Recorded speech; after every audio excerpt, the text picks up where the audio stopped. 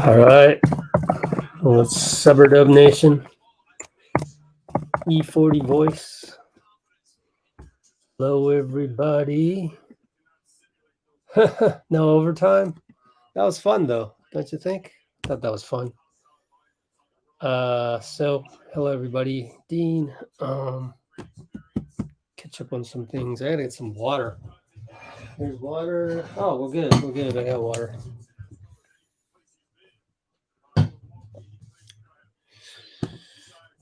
Oh, I gotta post pregame. The pregame is up. Yay! And then there's another pregame. Bob Myers.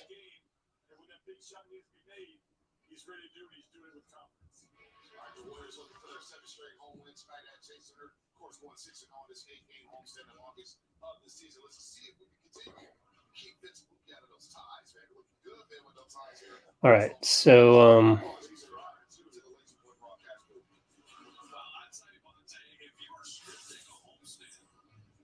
still working on this, so hang on tight.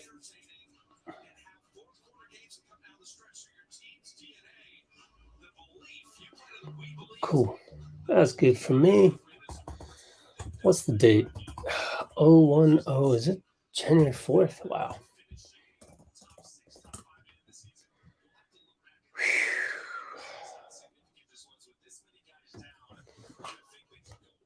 Let's set some stuff up. Let's get the background screen up. Update this. Detroit. Update this. Update the referees. Update the standings. Referees tonight. Ed Malloy, I like him. Don't know these. Couple newbies. Let's get the backup ESPN box score. NBA box score. Bunch of stuff.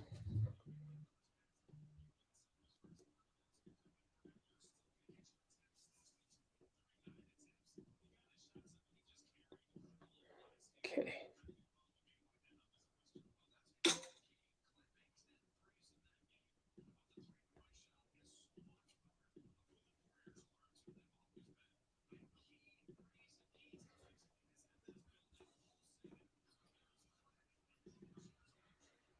Okay. Get that set up and then post on Instagram and then post our link on Twitter. Let's see.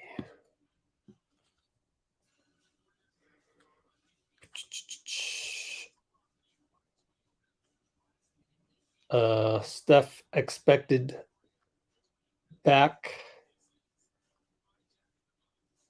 January 13th at San Antonio. Yay. That should be fun. So we got some time. It's 9 days from now.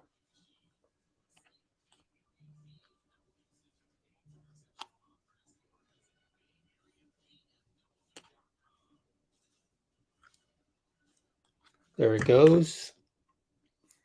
5 minutes on that. Check my internet, even though it's technically too late.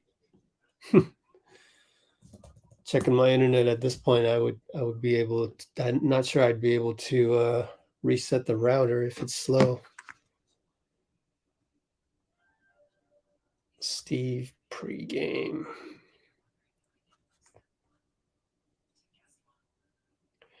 Normally, I would probably just show the pregame to you, but I just don't know. Sometimes we get flagged for that stuff.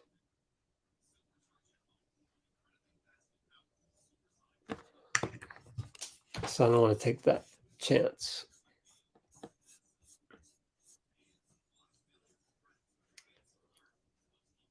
Suns in shambles without Booker. Speaking of Booker, Did you guys know that if Jordan Poole were, and put it this way, if the NBA just went by games started for their scoring leaders, Jordan Poole is averaging 26.9 points per game. He'd be 13th in the league, which is insane. So when everybody's down on Jordan Poole, I'm up on Jordan Poole because he's playing like an all-star offensively, even with the turnovers. Something not a lot of people know. So if Jordan Poole, based on Jordan Poole's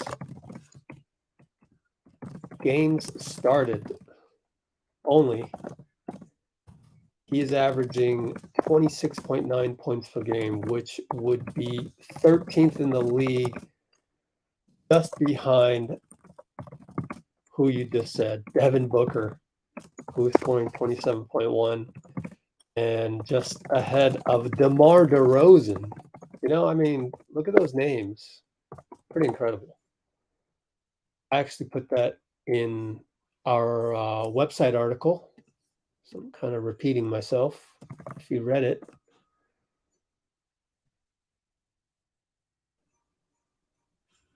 In this one, Poole not committing deadly turnovers. But then also I mentioned a whole bunch of things you can think of as positives for Jordan Poole. Among them, oh, by the way, Kerith Burke is getting off Twitter for a month. Good for you, because it's crazy. Only player other than Poole in the top 10 in the league in turnovers who has not been named an NBA All-Star in their career. So there's like Russell Westbrook is in the top 10 in turnovers, Kevin Durant, Ja Morant, Trae Young, Kevin Porter Jr. So only KPJ and JP have not been named All-Stars in the leaders of turnovers. So kind of interesting.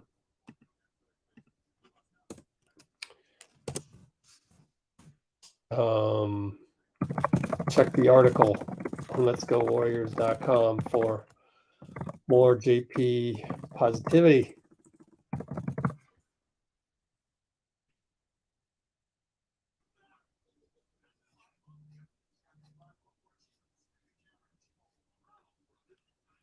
Revenge tour.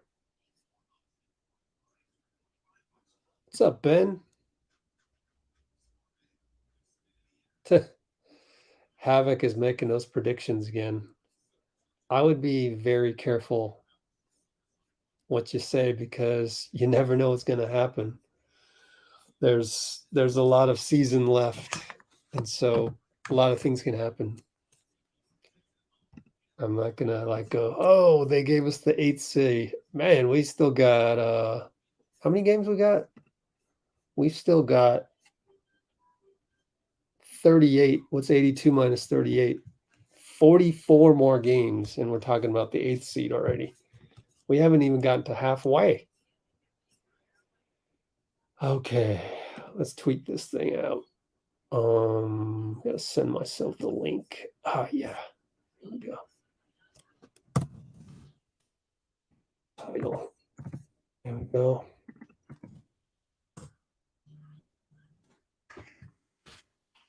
Tweet that out.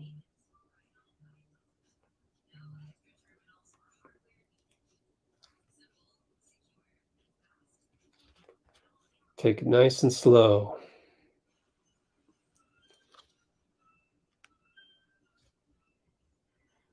All right.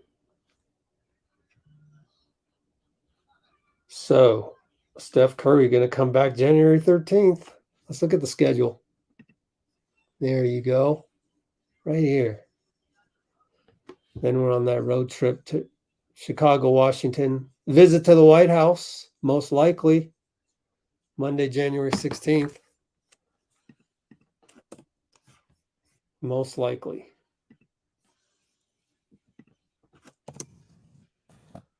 most likely a visit to the White House on, I'm going to say Tuesday, January 17th, based on the upcoming road trip.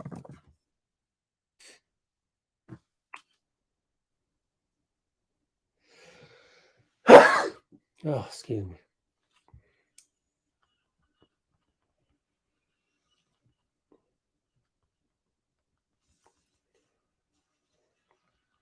On our YouTube channel.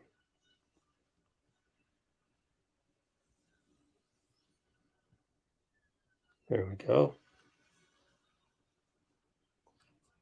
Picture of this. There it is.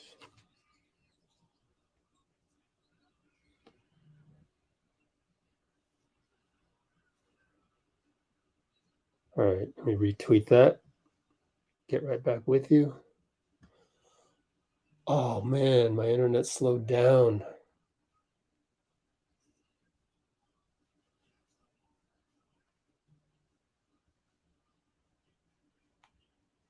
Yeah, and it's also raining right now. I can only hope that we don't lose power this whole time. We're going to tip off pretty soon. I already saw a tweet saying that we won the tip. But you know, we're wearing the Cal Bears jerseys, and we won the tip, but I'm way behind, so I haven't even tipped off actually. Jabs Nana. What's up, everybody?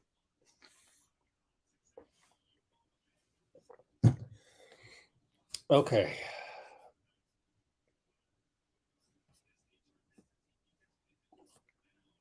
All right. So we won the tip. Jordan Poole brings it up. We just started 11:52, 11:51, 11:50. Dante and Klay are in there per usual. JP goes around a curl, floater no good, got his own rebound, back out to Draymond, between the legs pass to Klay, in and out. Detroit brings it up. That's Killian Hayes with the ball. Ready to start things. Nothing. They're posting up. Isaiah Stewart stepped out of bounds on the pass, on the reception of the pass. I guess so. We're not going to score this time around. Jalen Duren is the other big man. They play a 2-big set with Bojan, Jaden Ivey at the point, but Killian also plays point. So Klay up top. Late shot clock. He's going to have to throw it up. 3-2 over Hayes. Back rimmed it. Isaiah Stewart rebound. Over to Ivy. Alley-oop. Slam dunk for Jalen Duren.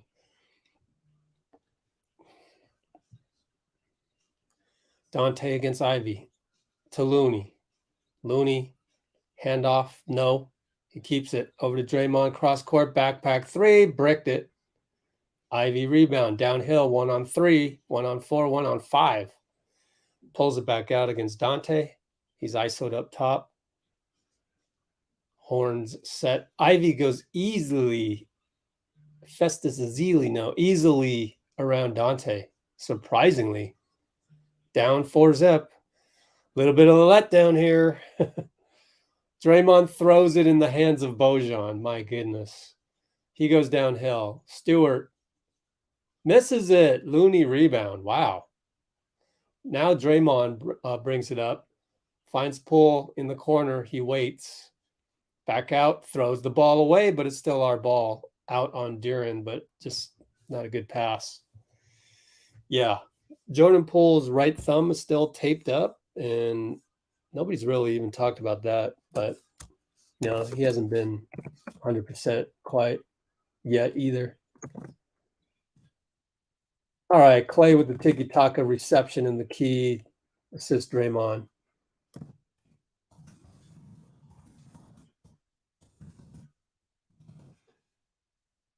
So 4-2, Killian Hayes, pull-up jumper, no good.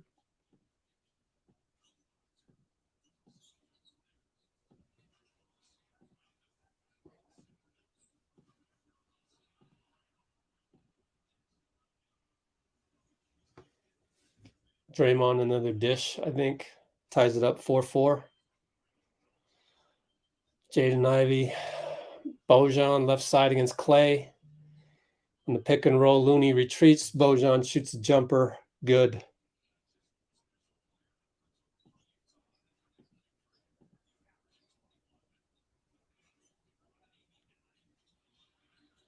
And Dante breaks free. So Dante with a layup. And that's good. 6-6 tie ball game. Killian Hayes, same jumper, but this time he makes it. Good tiki-taka motion from us last time. Dante again. Attacks the paint, finds Jordan Poole for 3 in the corner. Count them. And we're doing well. Got our first 3.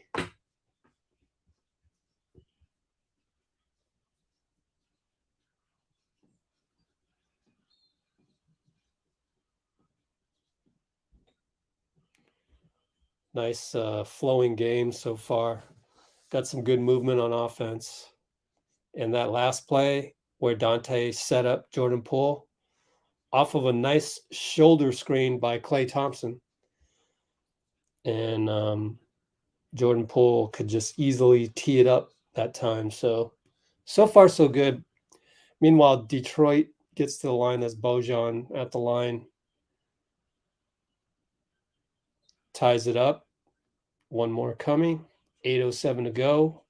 Anthony Lamb, first guy off the bench at the 8:07 mark. So Looney gets only 4 minutes of play.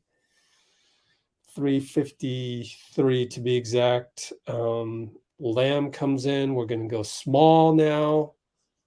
So someone's going to have to cover Jalen Duren and Isaiah Stewart. Duren is 6'11". Stewart is either 6'10" or 6'11", undersized. Draymond over to Jordan Poole, but we're trying to speed up the flow of the game. JP, fadeaway, no good. Back rim that one. Killian Hayes downhill to Bojan in the corner. Bojan doing what Bojan does best. And Draymond was looking at, for some reason, 13-9, 7:43. Draymond was looking at Klay for something.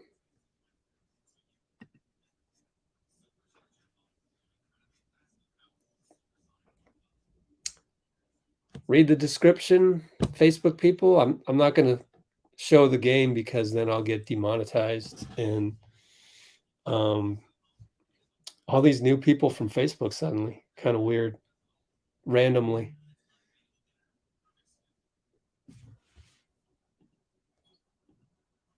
And I'm not going to show the game. So you're going to have to find your own stream, whether that's Stream East or whatever.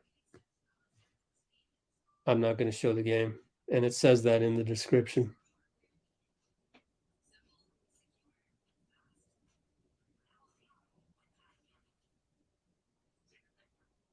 I'm still trying to wonder what.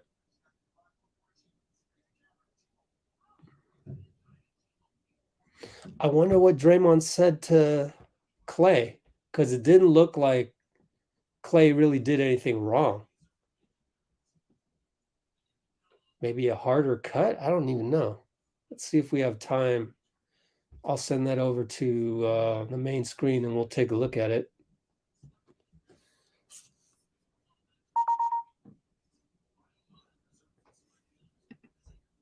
Could be. Warriors took the day off and took morning shoot-around off.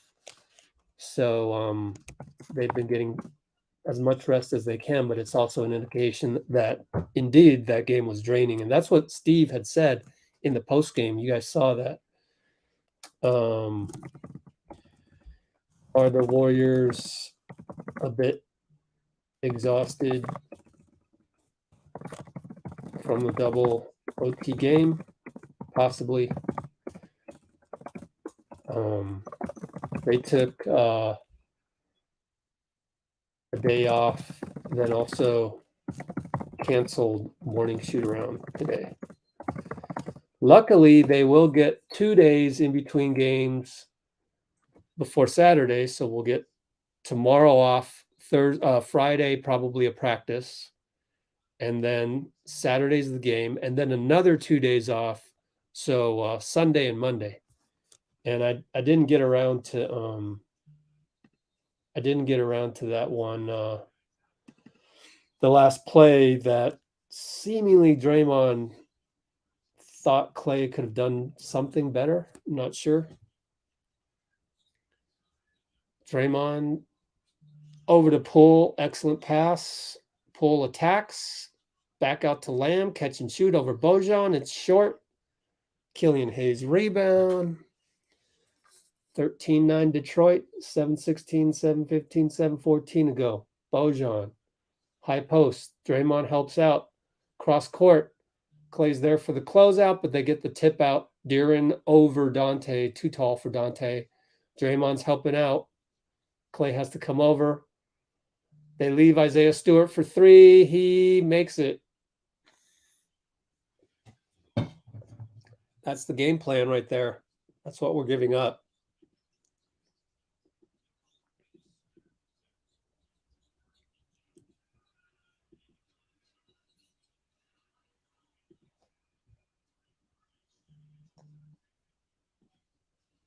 All right. Somebody hit a 3. Anthony Lamb hit a 3, and I missed the play. I'm clipping like every play. I don't want to, but Jaden Ivey, point of attack foul. He draws. So that's going to be our second team foul.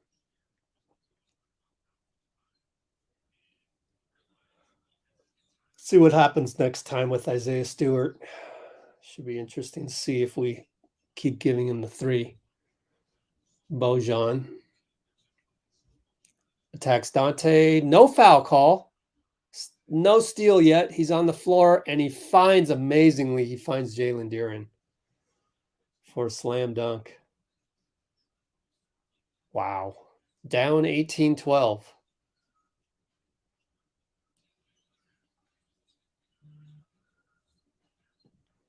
The Anthony Lamb 3, that was a reload, and he's hot now as he makes another one.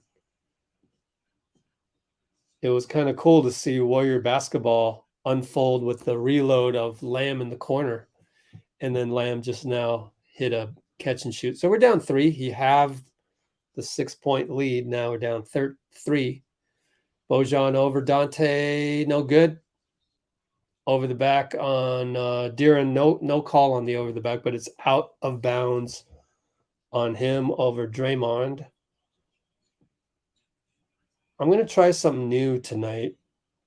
I'm actually going to try to stay up a little bit and do the clips, have the clips prepared, and then sometime tomorrow go live and go through the clips with you guys, which is crazy, but I'm going to just try it. Klay, back rim, no good. And it's Detroit ball. We're down 3, 18-15, 5:09 to go. Man, I'm tired, Sadiq Bey checks in. He used to start for Detroit. But anyways, I'm tired from the double overtime game.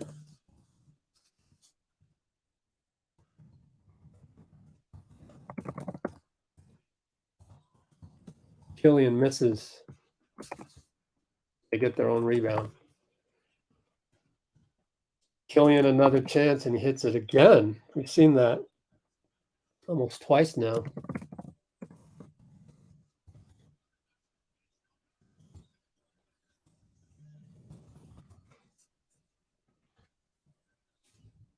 Dante finds Klay. To Ty Jerome, back to Klay, reload, no good. Or not reload, but what do you call that? I need a name for that when you go to the corner and you pass and kind of the give and the reception. Jalen Deeren, jump hook over Klay. Pretty good move, but, he's got a good 4 inches on Klay. Lamb tries to post up, nothing. Looney, handoff, Dante. Dante, screen and roll. Looney, nope, nothing. Still, we're stuck. 5 seconds. Klay against Killian's. Got to force it up again. Forces it up, no good. Deeren, rebound. Over to Bojan. Man.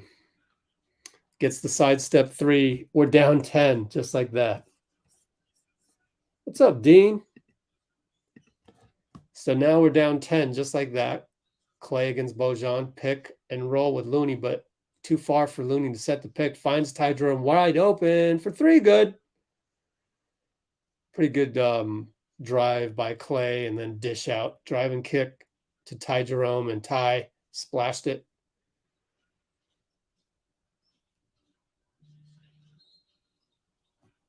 That Alec Burks? He gets fouled. Yeah, good old Alec Burks. Bucket. Alec Bucket is going to step to the line. I've got to quickly fix my situation here. I got some memory issues here.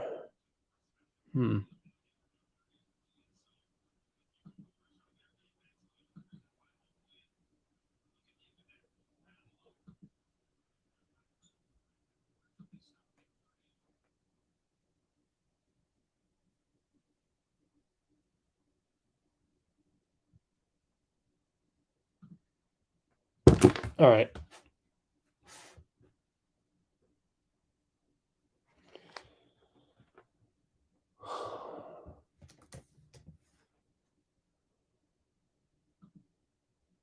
Let's get the stream back going. Moses Moody has entered the game.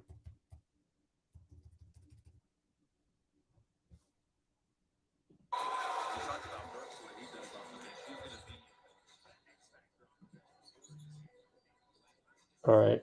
Ty Jerome finds Klay on the curl. Klay lefty. Good. It trickles in. Way to go, Klay. So we've scored twice in a row, and Dwayne Casey's going to call timeout. 26-20. They're up. And there's 2:48 left in Q1.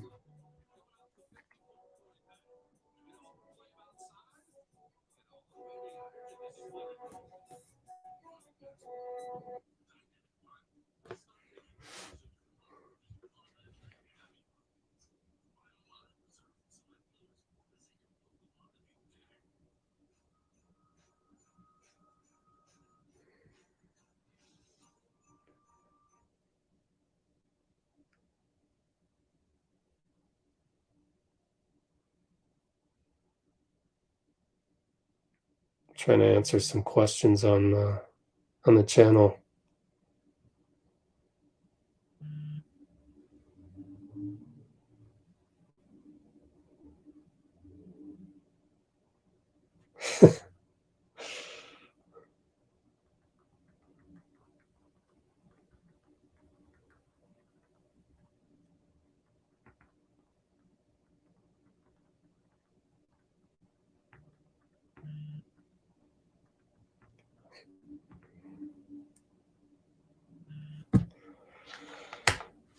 Sometimes I don't even want to extend any conversations in the chat and just block people, because what's the point? They're just such in a negative mind frame. What is the point? It's just not even worth my time. And sometimes I do that. So literally, I mean, one of you honestly could say something stupid that you regret in the chat. There's 2 billion people on YouTube. So in that respect, the audience needs to be more careful, especially on the Let's Go Warriors channel. They just need to be, because I am not going to tolerate complaining, stupidity, casual fandom, blaming people, general negativity. Out of 2 billion people, I'm sure we can find, say, 1 million 1 million people. That's my goal. Just to find 1 million people who are happy with their lives all the time, pretty much all the time, or at least they know that when they go on social media and they're not happy, then don't go on social media. Then get off of social media and get back to a happy state, and then come back, and then we can have fruitful discussions about stuff. So there's too much accusing people, judging people. It gets in the way of general information and knowledge. So that's why I don't tolerate it. And sometimes people get blocked and they never hear from me. They just get blocked. It doesn't cost anything to start a new YouTube account, so it's really not all that harmful. But yeah, once somebody posts something negative, I'm more liable to just not want to hear from that person ever again, period. Anyways, we're on offense, 2:20 to go. Looney. Maybe I need to go with the smaller screen because it's choppy. Anthony Lamb hits a three, catch and shoot with 3 seconds on the shot clock. Halves the lead again. We were just here when he cut the lead from 6-3. Ivy, runner, goes in and out. Lamb, beautiful lead pass to Ty Jerome. Goes in the paint, gets the fake, and one. Ty Jerome. Ty MF and Jerome. Man, this guy can play. He's got some deliberate moves and just excellent, man. Excellent. Oh, I see what the problem is. My performance is reduced because it's my laptop is too hot. Too hot to handle. All right, Detroit, they bring it in the lane. Alec Burks gets fouled by Moody. We got to analyze Moody some more. We're going to analyze Moody a little bit more tonight on his defense. I don't know that his defense has been that great. Yep, got him on that one. I wonder what the fouls are for Moody, right? Let's see.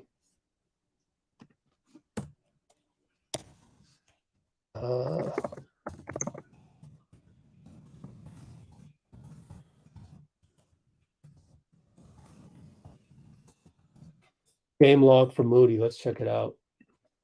Ref.com, Moses Moody.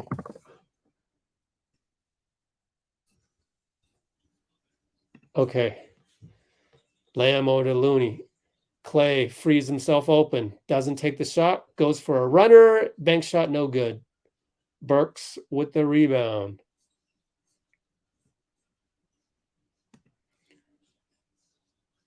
Good attack by, is that Magruder? No, that's Sadiq Bey. Sadiq Bey, good attack. Number 23.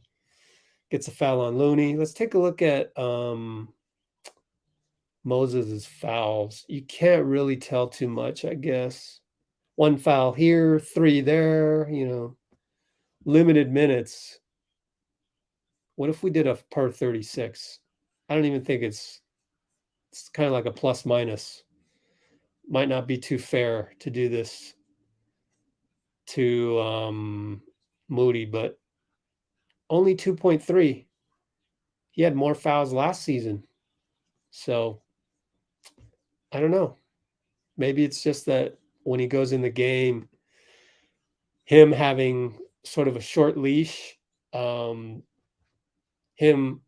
fouling is more apparent. Pay attention to it more.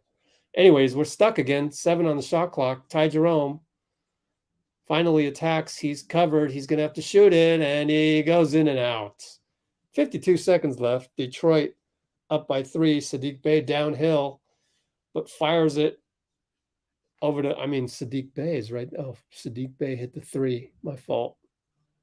That was Jaden Ivey, number 23, right? Yep, my fault. Jaden Ivey on the last free throw, too, that I messed up. JP no good on the 2-for-1. So I'm just glad Bojan isn't in there. He's hot today. He's already 2-for-2 on threes. But anyways, 9 on the shot clock, 17 game clock. They go alley-oop behind Jordan Poole. Ooh, we're down 8. See what happens with Poole here.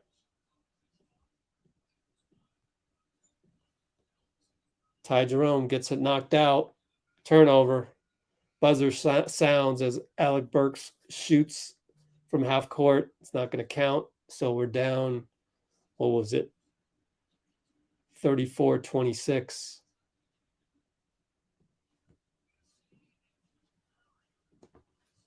So 34-26.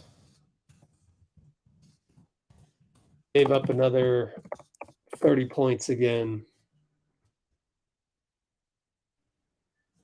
Percy, what's up? Let's take a look at a couple plays, first of all. So this one was at the whatever mark. Let's see. Oh, it was only 10-9, 8-minute mark. So now we're looking at analyzing the play where Draymond tucked Klay back at 8-minute mark. Let's see what happened.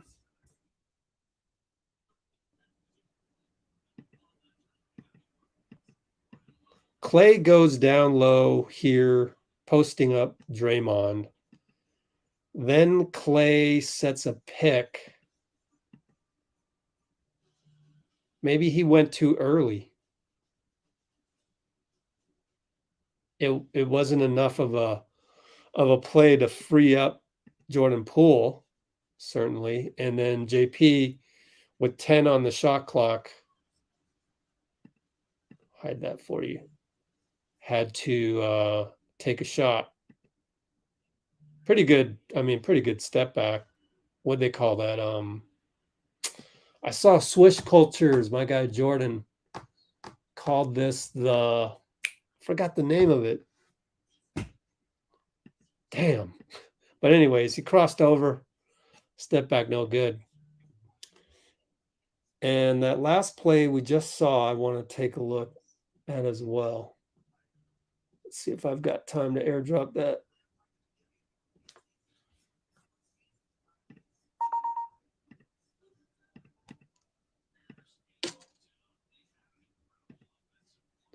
Okay, so this next one, I'm not going to have enough time.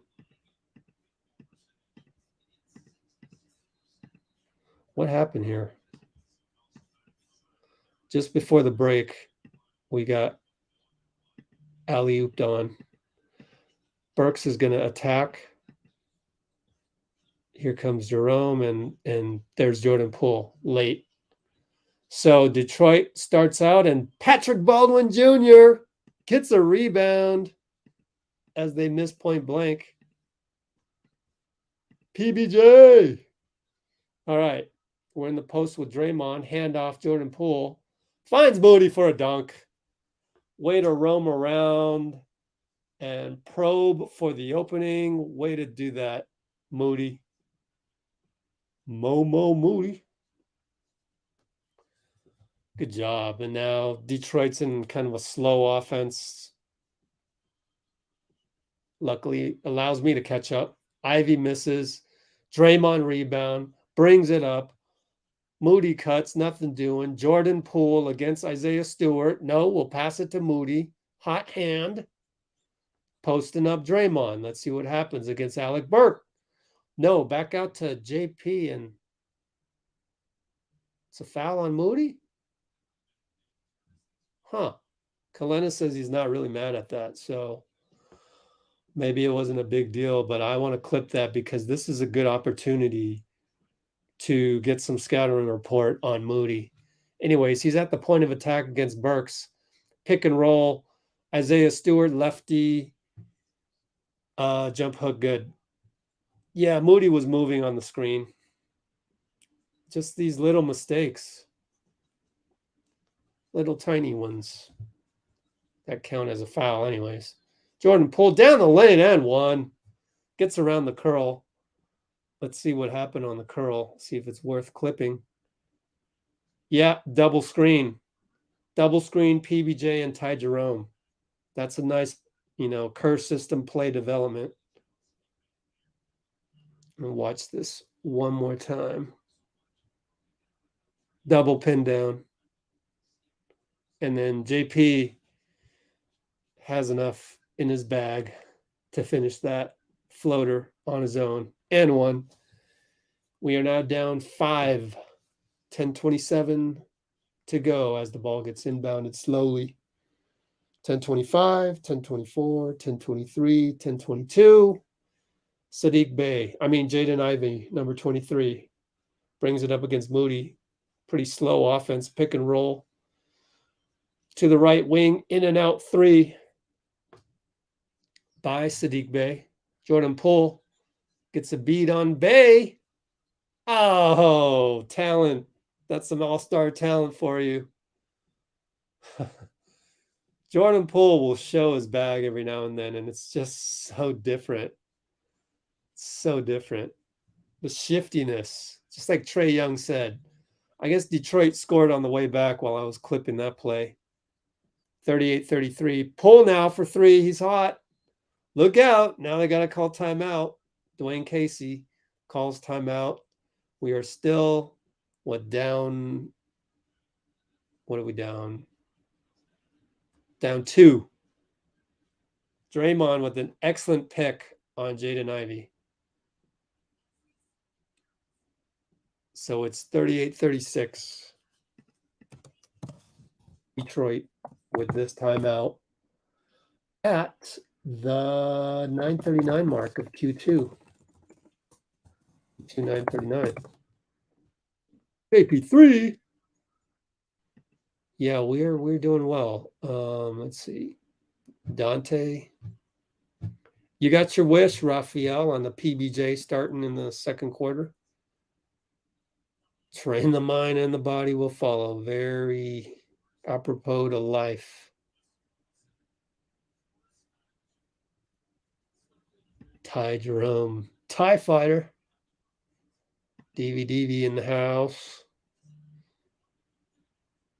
Thanks for liking. How many likes we got? Let's check it real quick. We have 25 likes. 73 concurrence. Come on, guys.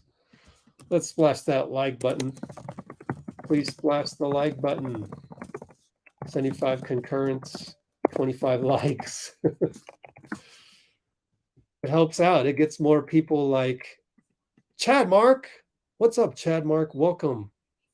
Welcome. We'll get more people like Chad Mark on the stream if we can splash the like button. Why don't I just clip? I was going to clip something. Oh, this one. Was it this?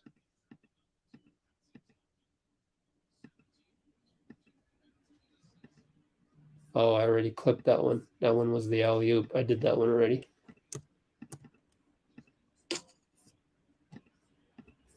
Well, we're back from the break, kind of, and I don't want to get caught in no man's land here.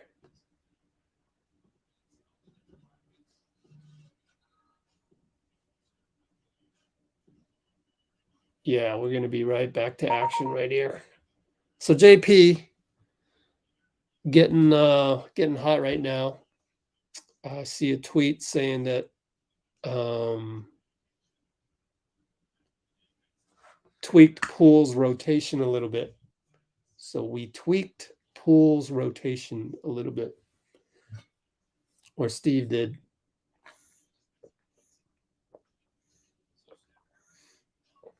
Jaden Ivey brings it up. Over to Bay, back to Ivey, right side. Poole, we're in zone. You see Ty Jerome playing zone right there. Ivey for 3. No good. Shot from the hip. JP downhill, 2-on-3. Waits for more guys. Moody catch and shoot. Splash. Moody's like, yeah, I gotta make up for the 2 fouls. And he did. Ivy over to Bay for 3. It's good. Okay. Well, there's your modern NBA for you.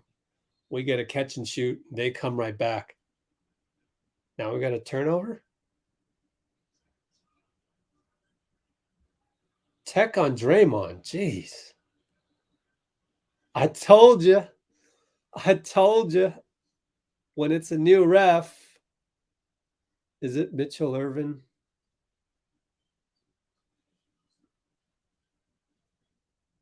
Alec Burks going to shoot the free throw. Yeah, it's definitely Mitchell Irvin because I know Ed Malloy, and the woman there has to be Sheree Mitchell. Alec Burks hits the free throw.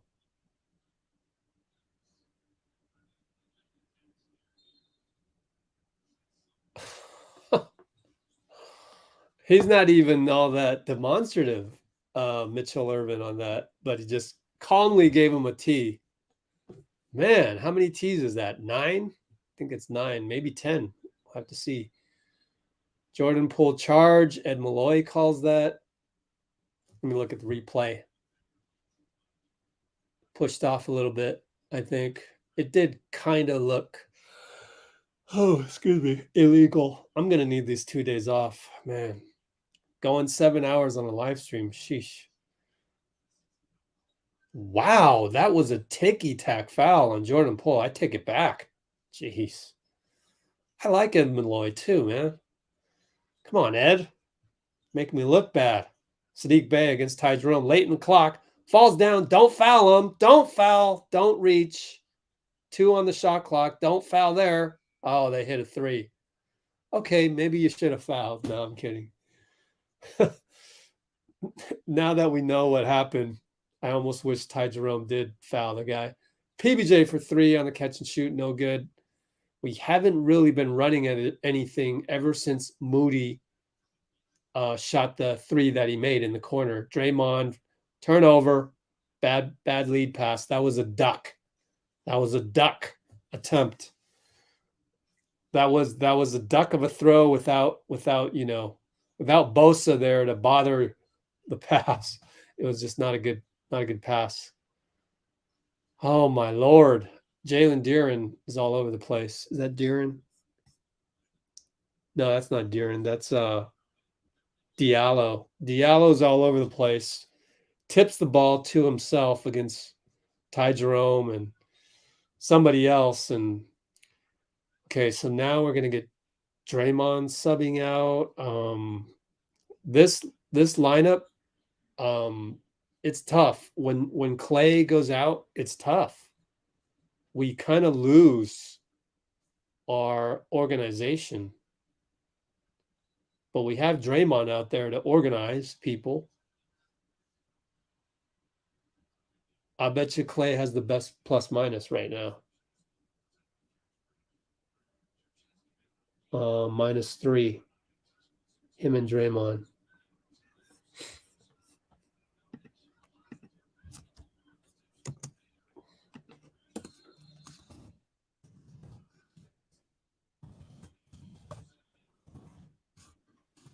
So we haven't run our offense in a long time with Klay off the floor since the Moody corner 3 can shoot. And we are down 7.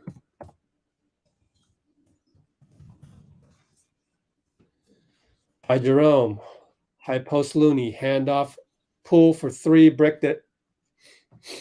All the haters of Poole are going to get on him for that brick, but it was just a brick. And they throw the ball away, incredibly. Diallo just threw it away. Is it Diallo? I got to check that. Oh, Ty Jerome, wide open for 3. Is that an assist by JP? Let's make sure Diallo's number 6. Yeah, guard, 6'5". They got a lot of 6'5" guards. Strange. Sadiq Bey for 3, no good. Moody rebound. Oh, lead pass to Jordan Poole. They got to call timeout, don't they? No, they're not calling timeout this time. Cut the lead down to 2. Good run out by Moody. Good defense by Ty Jerome and Lamb. Looney block shot. Moody rebound over to JP. Lead pass Ty Jerome. He waits. He waits for the pick for JP. Good job. Moody, who set the pick, is now wide open. Oh, and he missed the 3. JP fell down over there, wanting to foul, talking to the ref. Watch out. He might just bust that technical on you. You never know. Killian Hayes airball on the spin inside the paint. He loves shooting in the paint or near the paint. He loves the 2-pointer. Ty Jerome over to Lamb. Catch and shoot. No good. Looney, nope. Couldn't get the rebound. Killian up to Diallo. Looney gets a steal. It's sloppy right now. AAU style. Ty Jerome brings it up. It's like a G League game. Somebody said that in the comments earlier on the community site. Ty Jerome will shoot a 3. Totally broken play. Front rimmed it. No good. 528, 527, 526. Very, very helter-skelter. Both sides right now. So Killian's going to slow things down against JP. High pick and roll coming with Deeren. Now it's Looney. Now it's Bey in the corner for 3. No good. Looney rebound. Outlet JP. 3-on-3. Lead pass. Turnover. Lead pass to Anthony Lamb. So that's not a system turnover. That's not a bad turnover. It is a bad turnover in that he just passed it to the wrong team, but it was in transition. And Bojan makes a layup, very deliberate layup. Will look ragged, so we've got a timeout, 48-44. Detroit, very helter-skelter sequence there with Klay out of the game and Draymond out of the game for a bit. So they went without Klay or Draymond on the floor for a while. That was interesting. Right? Like, sure felt that way. The Warriors just had a stretch up until 4:45 where it was very helter-skelter on both ends by both teams, but mainly because both Draymond and Klay were off the court. It's so crazy that, I mean, we wouldn't have said this a month ago, but it's so crazy that right now, it's ironic, right? It's ironic that right now we are talking about Klay settling down the offense. Klay. We would not have been able to say that 1 month ago. For example, the Phoenix game, right? Speaking of which, we're going to play Phoenix coming up pretty soon. So let me go show you one of these plays. I don't even remember what this one's about. I'm going to chop through this, right? I can't show the video without getting demonetized, so I'm going to chop through this. What is this one anyways? Oh, this is the one where Draymond sets the beautiful pick and just freezes the guy in his tracks. Freezes the guy. Jaden Ivey, I believe it is. Look at that. Look at the butt action. The movement by Draymond, just the subtleties of that screen. So that got Jordan hot, right? It made it 38-36. So now we've only lost 2 points off of that. So not terrible, but not good either. And Klay will come back in on the sequence. I want to see if I can find another thing to talk about. So No, I haven't even clipped anything since then. It's been so helter-skelter. Good to see Andrew Wiggins there. Good to see him coaching up Moody. I want to clip that part. Coaching up Moody to say, hey, look, don't worry about anything. Nice looking bobblehead for Wiggs. Ty Jerome bucket. Nice looking bobblehead for Wiggs. And there's this hilarious little promo video by Wiggs. You should check it out on our Instagram, not Instagram, YouTube stories. Oh, did they just hit a 3? No, they hit a 2. I didn't see who hit it. We're down 4.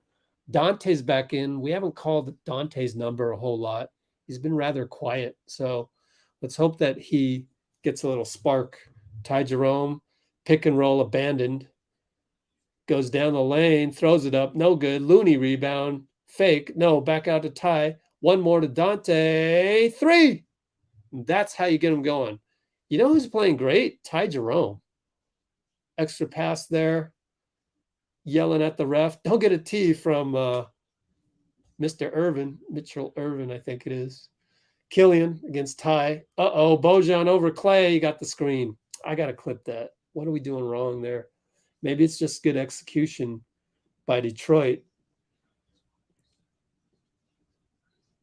Let me see what happened.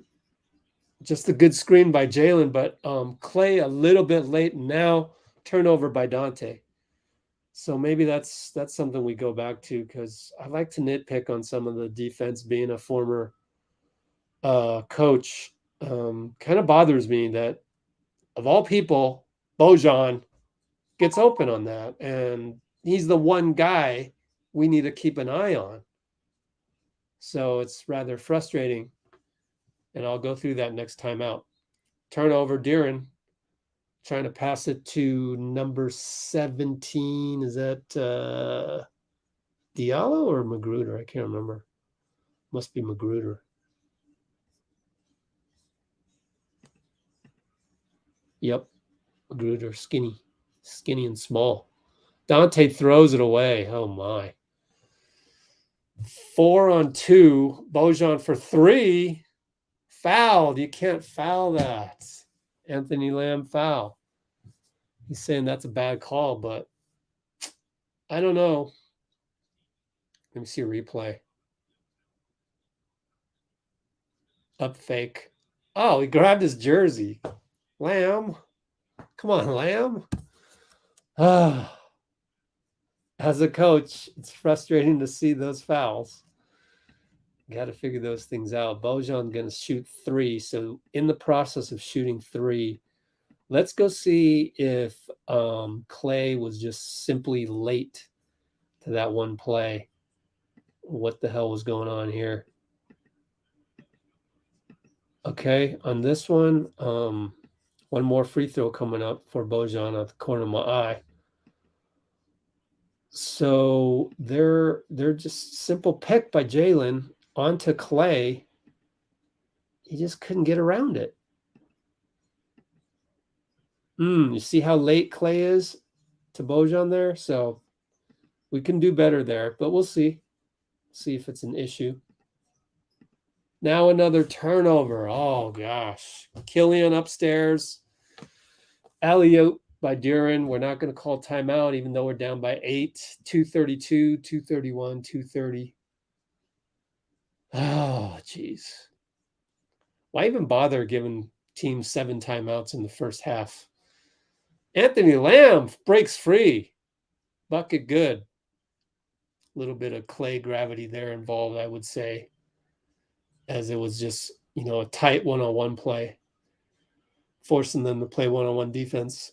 Killian Hayes pulls up. No good. Draymond. Good box out and good job by Jordan Poole to come back and get the rebound. Now he brings it up. Shake and bake. Lefty. No good. Draymond tip out. Now there's a whistle. Klay got fouled by Killian, I believe. Let's see. Good cut by Klay, yeah. And good delivery by Anthony Lamb. A laser of a lefty. I didn't know Anthony Lamb had a lefty like that, but I guess You play in Kerr's system, you automatically have, Kerr system repertoire. That was pretty cool to see.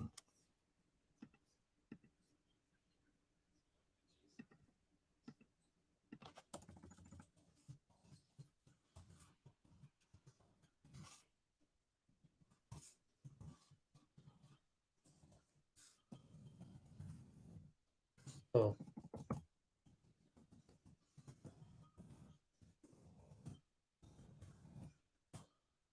So at the 1 hour mark, Anthony Lamb, lefty delivery. Oh, triple for Magruder over Klay.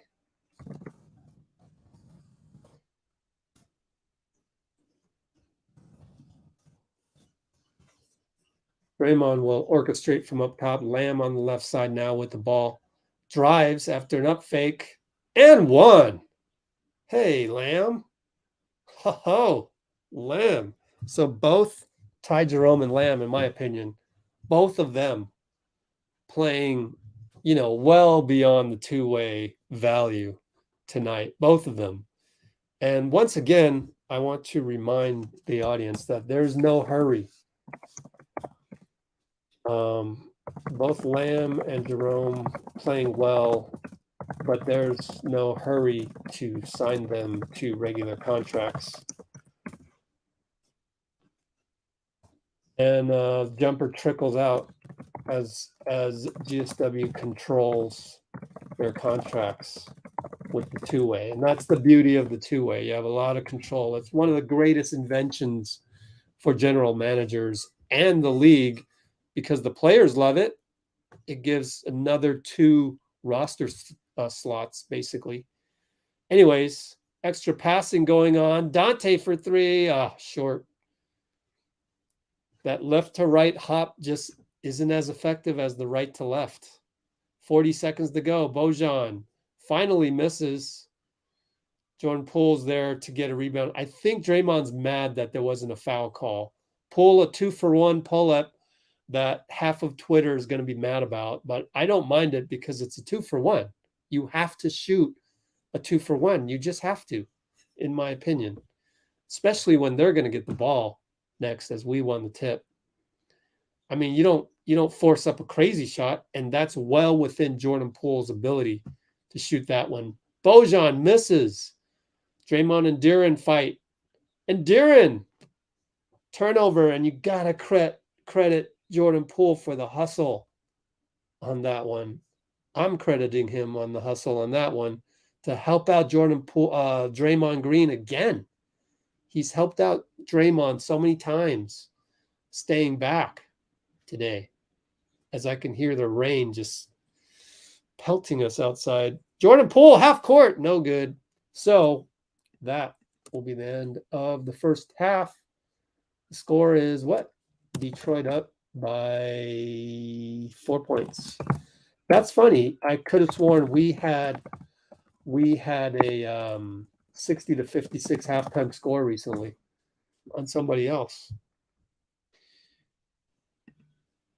That's what we got. So what do we got?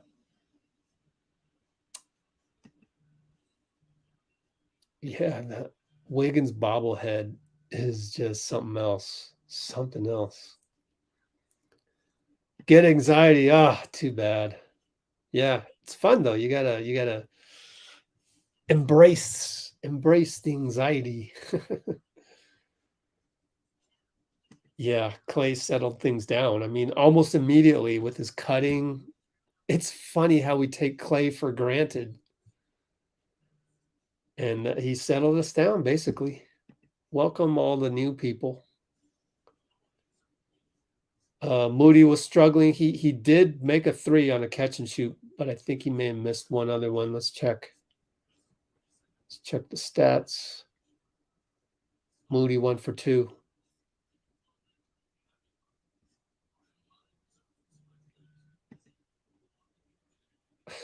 I know the tech was strange. Oh yeah, Curry he was supposed to be on in Q2 and he postponed it. Good. He should do it in the third quarter when there's nobody watching the game because they're getting their free drinks at Chase Center. But yeah, so there's no hurry to sign either one until the end of the season, and we're gonna have to make, some choices because there's only one roster spot. So what the hell do you do? I don't know. I would think you want to keep the more versatile defender in Anthony Lamb. So I would, if I were forced to pick one of them, I would pick Anthony Lamb. If I were forced to pick between Jerome and Lamb, I pick Lamb because of his defensive versatility as a wing. Versatility. I'm a stickler for typing and spelling. I can't have any spelling mistakes. The art of staying ready. Blazers lost. Wow. Look at Dean, man, with the report, with the halftime report, Dean. I would keep both. So who would you cut? Who would you cut? Let me put the hypothetical in the description. If I were forced to keep both and cut someone on the roster of 14, I guess it would have to be Andre. But it's too early, right? But this goes to show you that it's too early to make that prediction or decision, however you want to call it. Oh, J Mike. So someone wants. I don't think you can cut J Mike. You're gonna need who's gonna cover Robert Williams. I just right. So I wouldn't cut J Mike to Michael Green because I think he will be great in the playoffs defending some of the bigger guys. I don't think you can keep Lamb and cut J Mike. Then you're getting smaller. That doesn't make sense.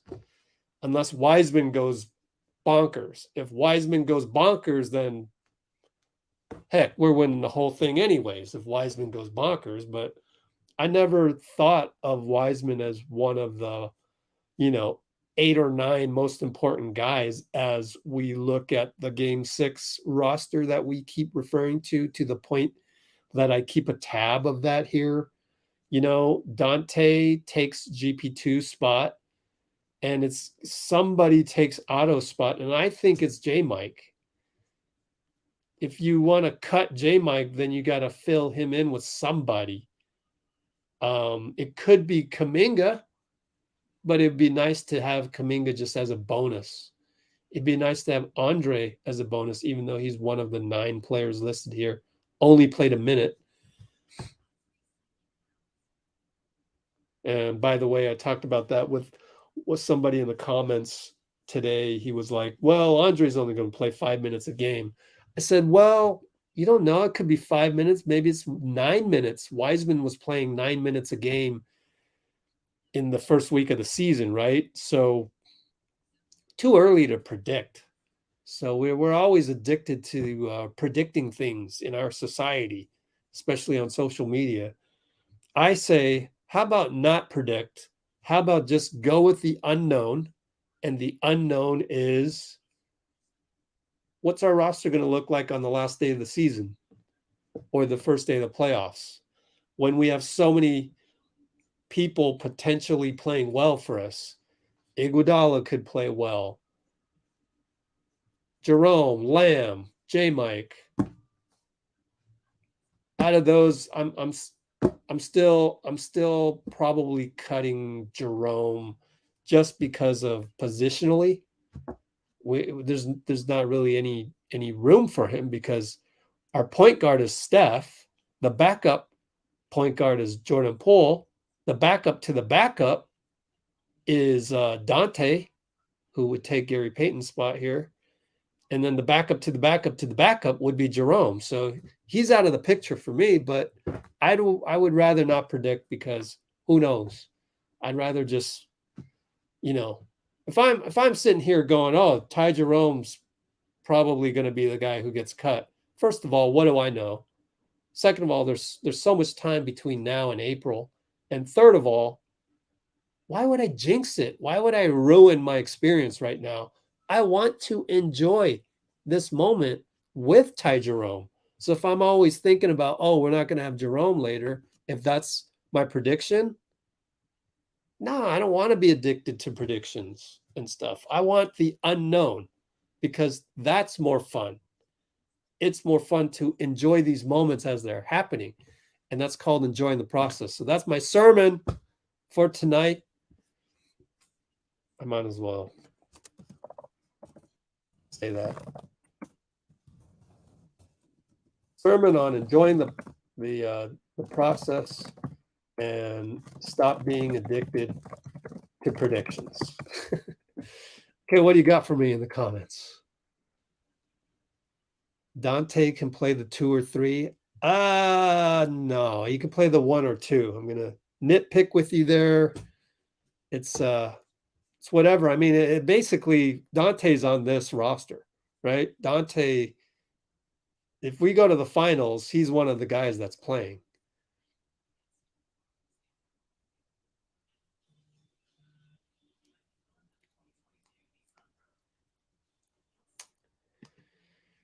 Iguodala, yeah, I think Iguodala at 100% would be such a boon to this roster to just be able to come in and, that means somebody isn't going to play, I would like to see Kuminga play, but, that might mean Moody doesn't play, right?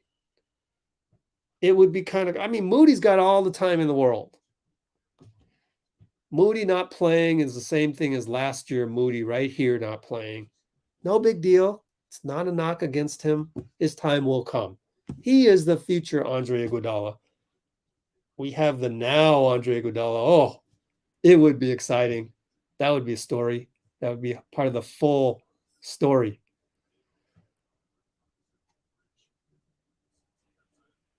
Raphael's going crazy on the a vet in the buyout market. Golly, you got to come up with a list of guys, man. There's no magical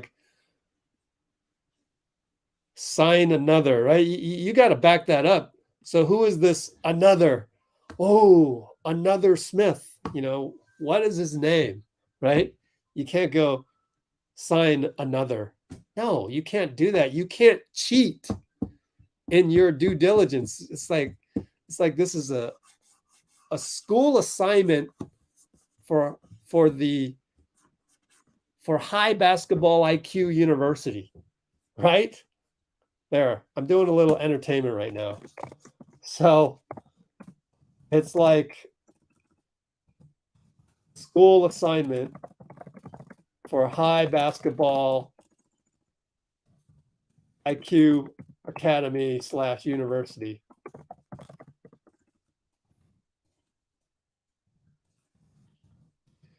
If you say cut J Mike and get a veteran on a buyout, you have to present a list of buyout candidates. You can't just say there's magically going to be a guy. That's not fair. Like for the purposes of the discussion, right? So I think those are the rules of engagement here. If we're going to do all this predicting, which I hate doing, and I've already told you guys to stop being addicted to predictions. If you're going to do it, then you have to come with all of the goods. You have to do the due diligence, is what we call it in the venture capital community. You have a talk with Joe Lacob. You say, hey, I think we should cut J Mike because there's a veteran buyout out there. What would Joe Lacob say? Joe Lacob would say, did you do your due diligence? Who is out there on the buyout market that we can get and at what cost. Because FYI, let's go to the salary cap table. What are we going to use for the buyout market? We only have, this was part of the MLE. So veterans minimum plus about 2 million. So we have used 2 of the 6 million MLE on Dante. We'd have to get somebody at a buyout of like 4 million, and I don't know that that's enough. Anyways, so it's not that simple, Raphael. It's not a video game. Not a video game. You have to have, just like Bob Myers said in the pregame. Actually, he said some stuff in the pregame. Let me pull up a quote.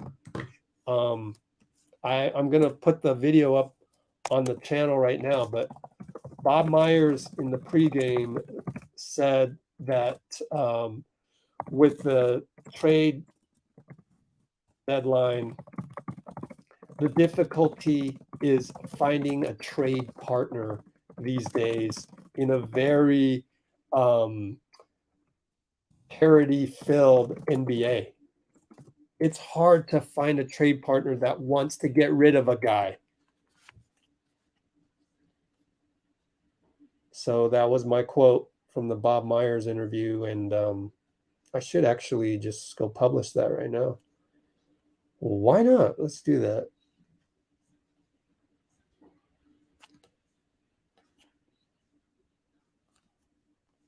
Okay, so Bob Myers.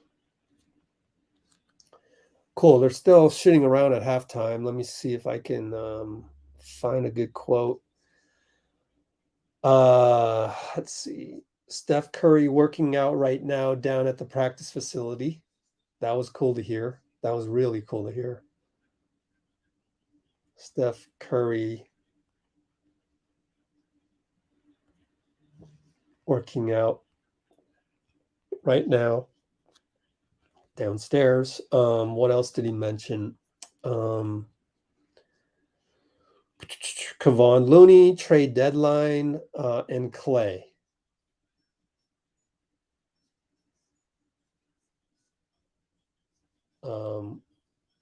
Klay, what was it good? Klay is efficient. And he is. We're seeing that efficiency right now. Trade deadline, finding a trade partner. Looney is underappreciated.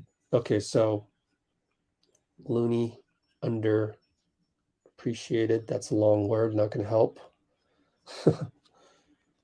Trade partner. 5 characters over. Looney underappreciated.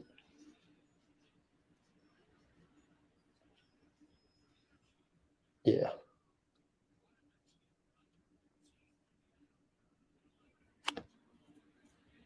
Oh, we're back. So I gotta go to work now.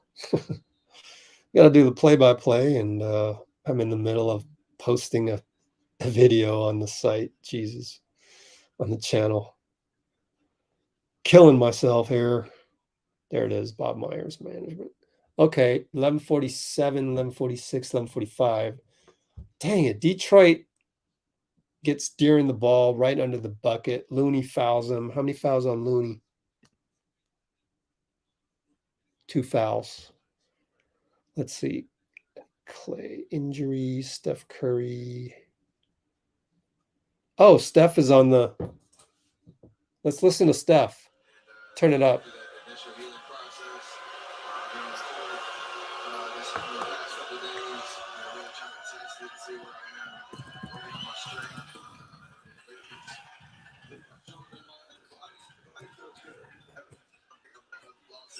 So excited to get back out there and enjoy my guys.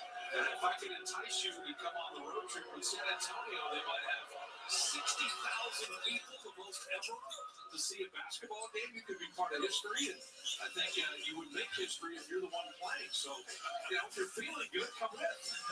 I'll be on the road trip no matter what, but that would be an amazing experience. I played in the dome before in college at full field in Detroit.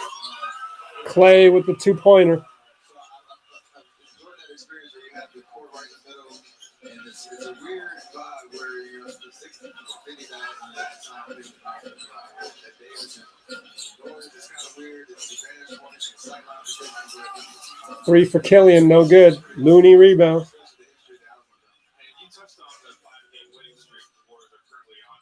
I know you're not surprised. Like, you've seen your teammates work. You've seen Klay do his thing. Klay, bucket, 2 points. But how impressed are you with the toughness and the grit that your teammates have shown? The Looney game-winning putback. Bucket for De'Aaron underneath. Looks so improbable, and they just find a way to sometimes snatch it in the end. We're growing up. Draymond Green, bucket. We can move on. It's like when you three jacket golf, you got to be able to move on to the next hole and have a little bit of confidence. And we try to figure that out. I think we're growing up, game by game and trying to understand, it's all about that next play mentality of, showing up with the defensive end. Dante's been amazing, anchoring our defense with Draymond. Obviously what Lou did last game. Everybody just making winning plays. And if you do that over and over and over again, good things happen. It might not always be pretty, but the results will show, and you deserve the opportunity to win, and that's what we've done. Why do you got to talk about 3 punts with Kalena coming down the street? He was looking at me crazy up here, man. That's not cool. Hey, give us an idea on the DiVincenzo and Kuminga and just different guys that are part of you. The top 6 in the rotation are set, but you got some new faces. How are people fitting in, do you think? Looney, bucket, assist, Klay. I got to clip that one.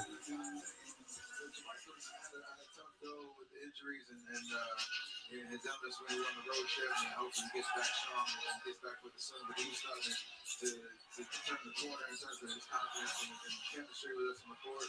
But all these guys are just understanding. Dunk for Isaiah Stewart. We're down. No, I guess it missed. My bad. Klay missed. I'm listening to Steph more. This is crazy right now. Draymond got fouled on the rebound.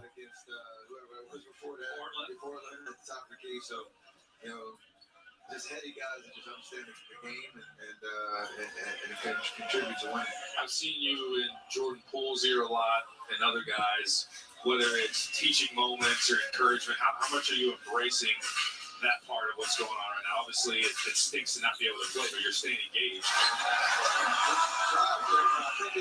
Yeah, Draymond scored again.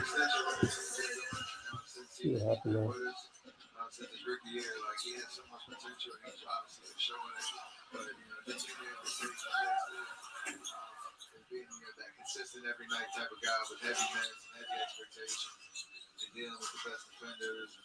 Coming off that championship last year, I think he contributed to that. There's levels for him to get to. Looney tipping. We're doing well. We're down 2. He makes us better. We need him to win, and that's what Poole night after night, and you love to see it. So Jalen Duren and Isaiah Stewart doing work for Detroit on one end. Kevon Moody tipping in the Klay Thompson miss. Isaiah Stewart missing that 3. Steph Curry joining us. With the Pistons leading by 2. Steph, you've been emotionally engaged. I don't think there's been a bigger fan and team involved. Draymond misses a 3. I'm sure that's intentional. You want your spirit and your presence to be felt. I play with joy, and I try to bring that part of my game and my presence every day. So if I don't have to run up and down the court, then I got even more joy, more energy to expand on support my teammates and support big moments. Triple. No, 2-pointer. My fault. We're down 2. Only.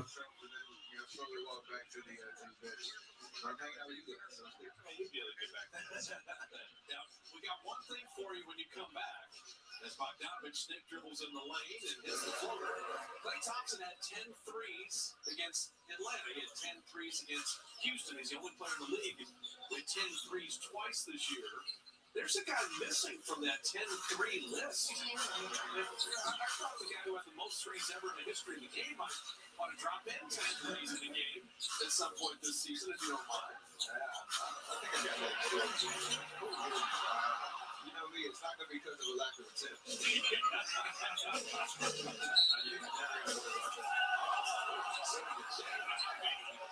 took the ball, threw it up and in.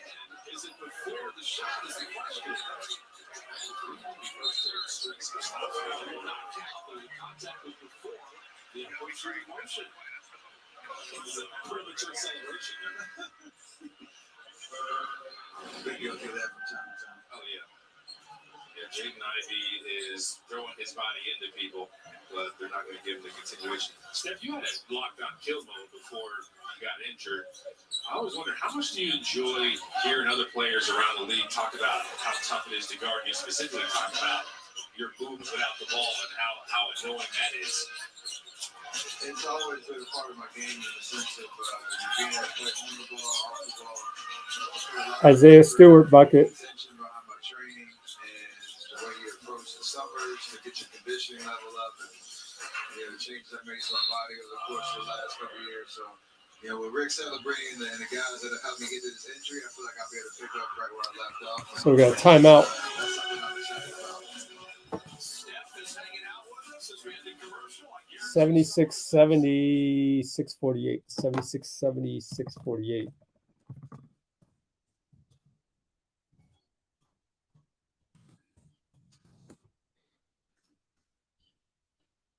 Okay.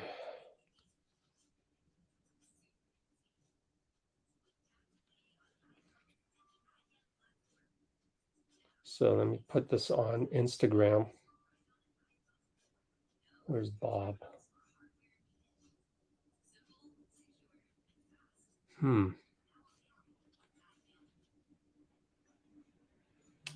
Bob. Where are you, Bob? Oh, I don't have a Bob section. What? I thought I had a Bob Myers section somewhere in here. T channel, X's and O's. On Dealey draft. Oh, maybe it's part of draft.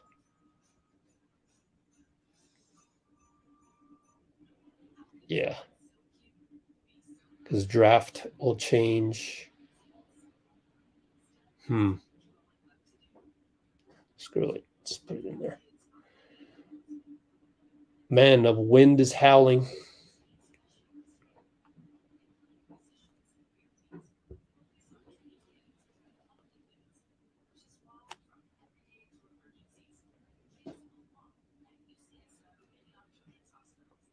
Okay.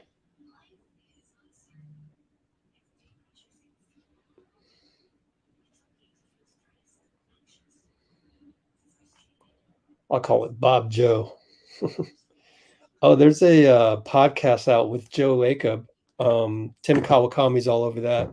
So eventually check that out. Yeah, Boyan's been playing well. Little too easy shots I've noticed as well. Let's see. Can't hear Steph? Oh, now you can hear. Okay, cool.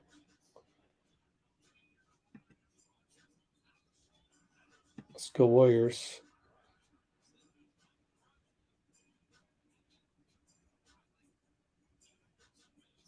All right, Steph's back.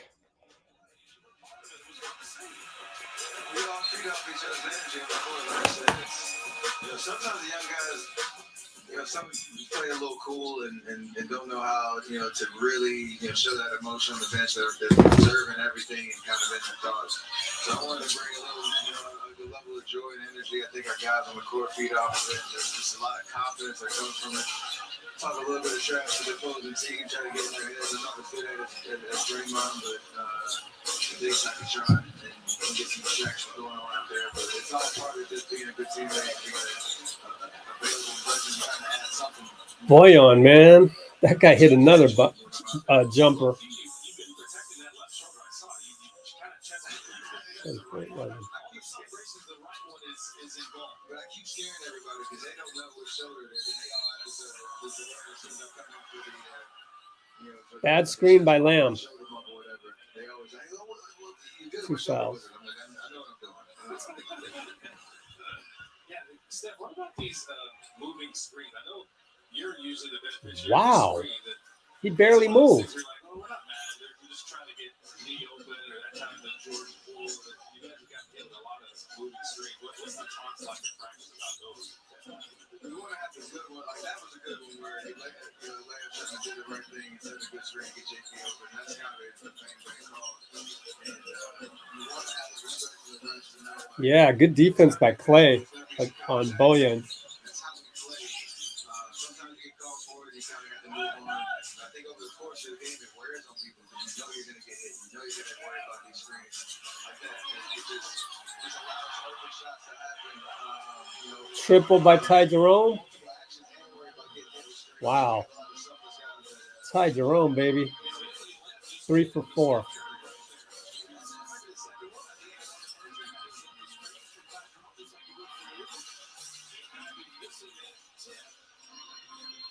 Pistons are shooting in body 54%.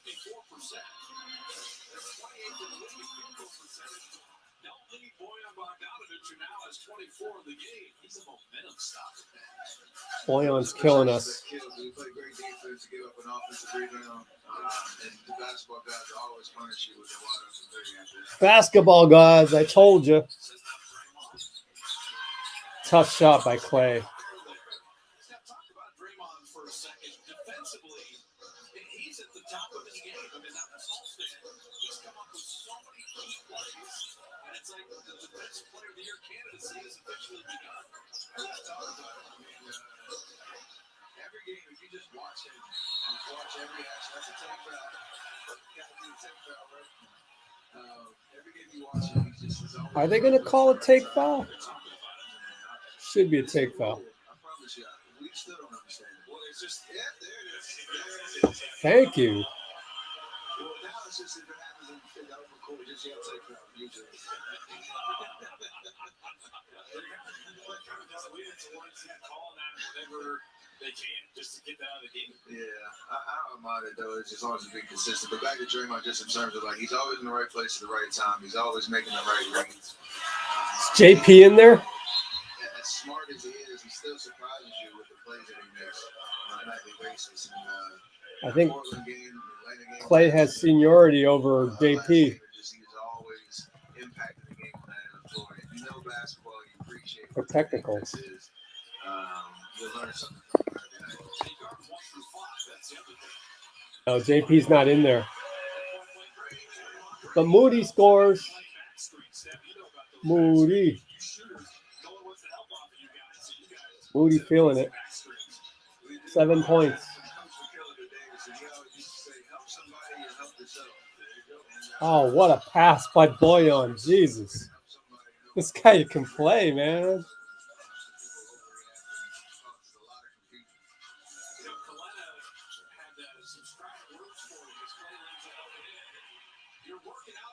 Klay bucket. Down by 5.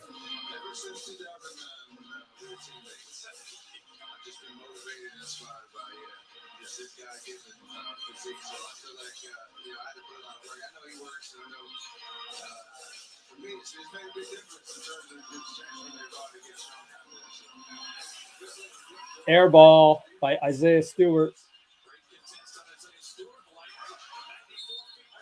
Lamb, 94 feet. Wow, we're on a roll.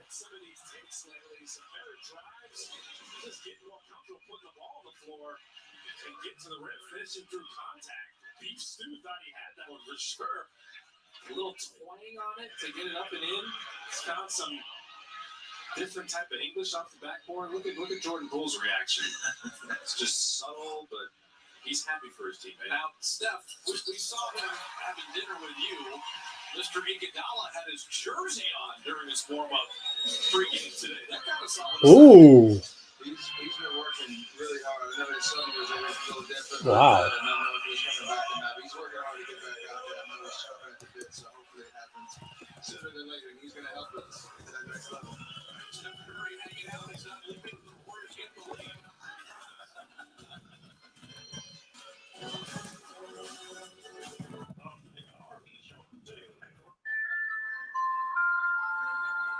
Okay. I'm gonna have to. Let's go try and find some footage of Andre warming up in his jersey. I didn't hear about it because I was so busy pregame, but let's take a look. Let's get through all these highlights. Let's look at the pregame. So Bob, they didn't have it. Jerome 2-ball drill. Let's see. What about 95.7? Maybe they have it.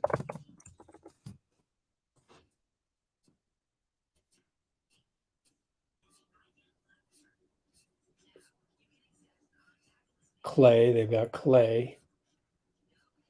More Klay. There it is. Iguodala wearing the jersey. There it is. Boyan's unbelievable. Sheesh. He's better than Bogdan, if you're one of those guys like me that get both of them confused all the time. Andre! Pistons are a bad matchup. I think we see their jerseys just like the Bulls. We see their jerseys and we do not get up to play against them. But then again, like the Atlanta game, we knew we only had so many people. Then we beat Atlanta, so now we're kind of taking this game more for granted. We do have that problem where we take teams too lightly. I do agree on that, generally speaking. Oh, I never did get to look at the standings. Oh my gosh, Portland and Phoenix lost, so we're just climbing.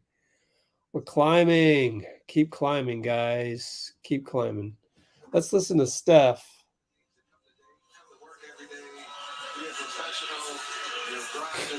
Talking about Looney. Continue to blossom and grow, and he's been through so much injury-wise. And the year he had last year as the Iron Man of the league, playing 82 games, every playoff game, and that's carried over to this season. He just brings it, and you can rely on it. He's impacted winning. He's anchored our defense, and he's rebounding with the Olajuwon nickname and all that other stuff. Like it's so well deserved. No good. Looney rebound. Turnover.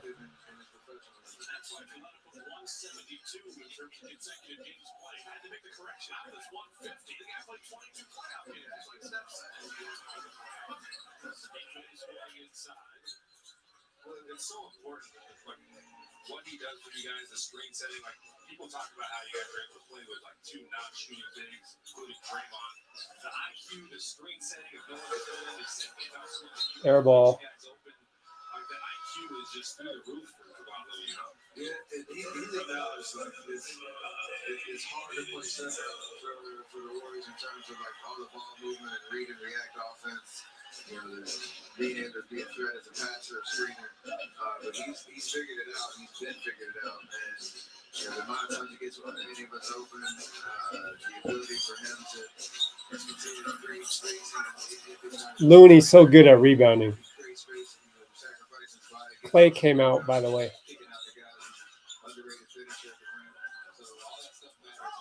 Oh, Moody got fouled. It was almost a dunk. Especially when the game kind of slows down, too, because he gives us that presence. And Looney, 12 rebounds tonight. Moses Moody has 7 points, and he'll go to the line. And these young guys, when we say young, to think of Moody and Kuminga both being 20 and Wiseman's 21, you're old now, Steph. I mean, dude, 35 in March. I mean, he could, and to the point where they're doing a documentary about Davidson on the underrated platform on your Elite Eight run. They're doing documentaries about you. What's going on? Tell us about that. That's going to be fun. Yeah, we're reaching the 15th anniversary of the 08 run we had with Davidson making it to Elite Eight. So I think we're in zone. They hit a three every time we go to zone. They hit a three. How that team came to be, not just from my lens, but every player, every coach, every supporter, Wildcat, and the Davidson community, and then obviously how that connects to everything that's happened since I've left. So very excited to continue to tell the story. Not a lot of people really were in tune with what was going on the East Coast for Davidson before that Elite Eight run. So there's a lot that goes into that story that makes me who I am, and I'm excited to share that with everybody. It's called Steps in the Screen Center. That was a working title that we switched to Living legend, still writing the story. What? So you talked about how you were getting a workout, sex core there, biceps and everything as they get to the rim. That was tough. Sadiq Bey is a beast, but you've gained a lot of muscle and you've kept your stamina. Was there any concern once you were gaining that muscle that you'd still be able to run like you do and keep the same stamina, or has it just been kind of an easy thing for you as you have gotten stronger? No, it was an easier transition than I actually thought. We're down 8. My workout routine in the off-season. So Looney had a 3-second call last time down, and Sadiq Bey and one. It actually has helped in terms of just being able to take that physicality, bigger guys guarding you, as the intensity gets Down by 9. Closer to the playoffs, especially during that playoff run. JP. Jobs like that for Jordan, he's going to continue to understand how to use his body, be physical, create space, finish at the rim, and all that type of stuff. So, I've been doing it for 14 years and still trying to, be efficient, be impactful at all levels of the game when it comes to scoring, and obviously defensively too. That's what Dark got. Brick. Looney rebound. Beautiful rebound. Didn't take that rebound for granted. He's got 13. One time for the win. Looney. Tip in. He's everywhere. He's everywhere. Down 5. 30 seconds. Another 20 rebound night. He's a rebound machine. He just has a knack for the ball. That's 7-4 Winston. Oh, there it is. Looney with the block. Yeah. JP gets 2 shots. We should create those. They are going to call a foul. And so that whistle came a little late, but it is correct, and the Warriors are in the bonus. Kevon Looney just positioned himself. If you don't box Looney out, he's going to get a running start. He's coming up with a rebound, no questions asked. And Amadou Diallo just banged into Jordan Poole. We talk to Glenn all the time. Those Kentucky guys, man, you got to be careful.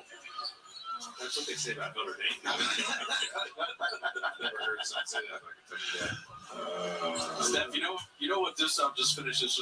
Glenn has heard this joke though, but the one thing that is never needed in Kentucky, a 2-year lease. That's phenomenal. That's phenomenal. He's his own school. Just mad. His man can't do it. Steph, That's all it is. the Steph of the screen centers. That was 3 years he was at Davidson. Did Kalina know where the academic building was? Actually graduated. As fellow graduates, I would say I apologize for my disrespect. I like that you made a retire your jersey on the day you graduated. Sadiq Bey missing. Oh. Do we have the foul on DiVincenzo, or did the quarter expire? Foul. Ed Malloy has the whistle. That's rough. He's going to miss that anyway. He's not a great jump shooter. DiVincenzo just sold out. That's definitely a That was under review to see what happened before the game clock expired. So they're going to go to review if the contact occurred before 0-0, but See if we still in terms of deciding who's a red light, green light shooter, have Steph. Dante, a little too aggressive, but that's part of Dante. Like, same thing with the turnovers, which, by the way, You see. Balance and aggression on defense, physicality, but obviously fouling too much and put people on the line. That's it. And the reminder here, the foul occurs prior to the game clock expiring with 6 tenths on the game clock. 2 turnovers. Thank you, Ed. I'd say he's like, his presentation is like 6th among the referees. We need a grading system. They got a lot of pressure on that moment where they get behind the mic. So we got Billy Kennedy and Kevin Scott. Kevin Scott with the Southern accent. And Billy Kennedy, man, he has dramatic pauses. Yeah, missed. Billy D. Williams is a lot of Calrissian and stuff. We're down 3. So it's near your soul. It's amazing. You got to deliver that monologue, baby. Missed both. What? Thank you so much for giving us some of your time. Appreciate it. Absolutely. I'm about to go ahead up to the bench and add to that celebration. Really, you just had to. All right, that was fun. Always fun to have Steph or Klay or anybody on the broadcast, especially against a team that's hard to get up for. So the play might get a little sloppy sometimes, but that was good. And so we move on here. What do we got? One more quarter. Yeah, man. You should not rush. Well, it's kind of like, I was saying, let's leave your comment on there.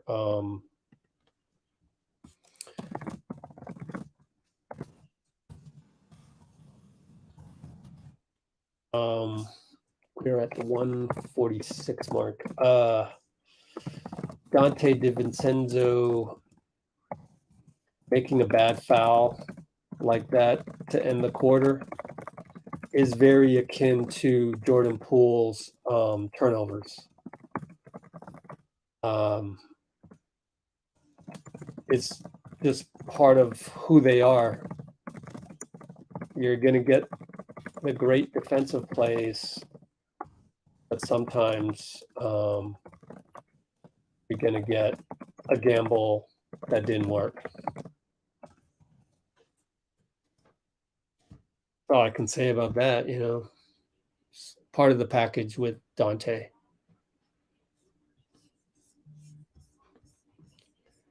Yeah, let's hope we get this done. Don't jinx it, Steph. Just kidding,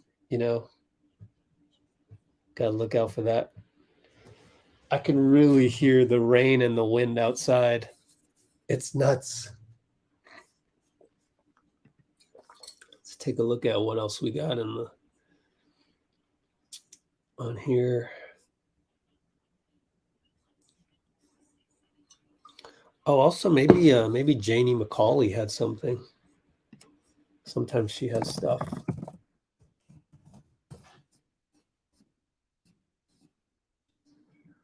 Who was that? Wow. Olympic skeleton.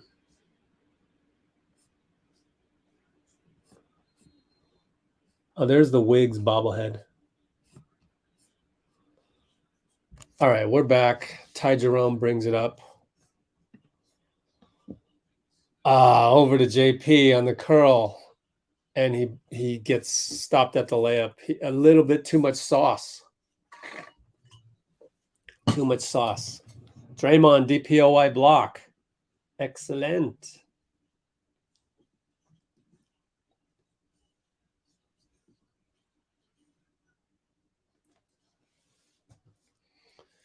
And JP misses a 3 from the corner.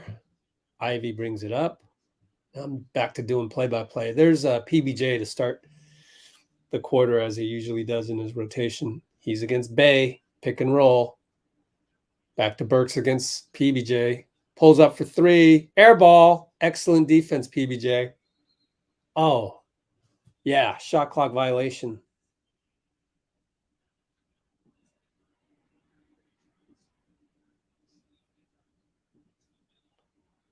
Good job, PBJ. Here comes Ty Jerome again. Over to Draymond. Shovel pass back to Ty. He attacks. Right-handed. No good. Draymond rebound. throws it off Deeran's foot. Luckily, it's our ball.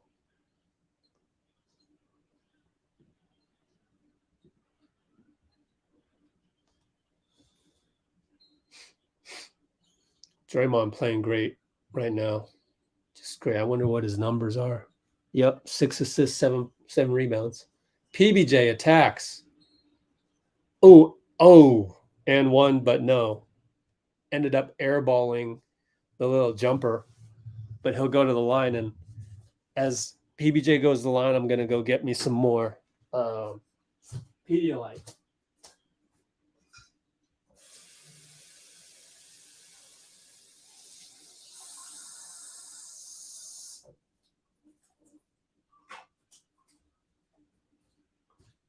Okay. Getting me my formula.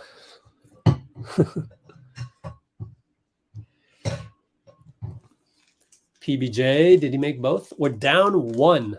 Oh, man, PBJ. Good minutes again for PBJ. So fun to watch.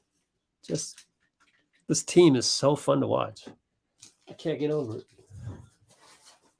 Oh, but they hit a 3. Now we're down 4. I didn't even get a chance to look at that play. What happened?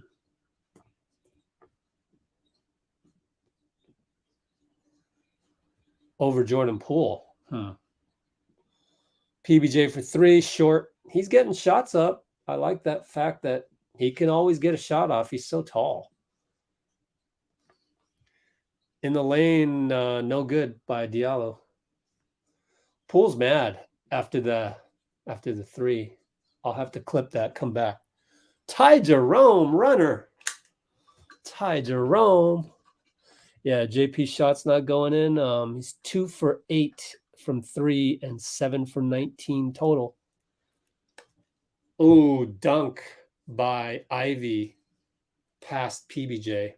Down 4. Draymond. What a target he's got, PBJ, but he loses the ball. Back out to Draymond. Shovel pass to Jordan Poole. Shake and bake time. Deeran Island. Step back. 3. No good. Late in the clock. (9:10, 9:09, 9:08, 9:07 to go in the fourth quarter. Ivy against Poole up top.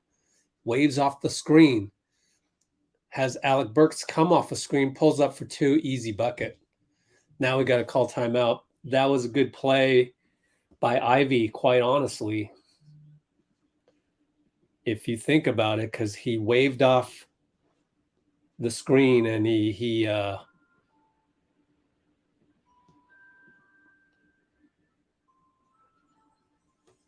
got Alec Burks the jumper that Alec Burks is known for making all the time. So it's 98-92.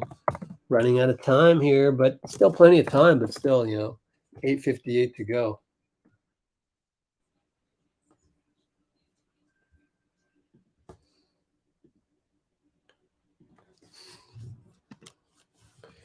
Same old can't get over the hump, huh?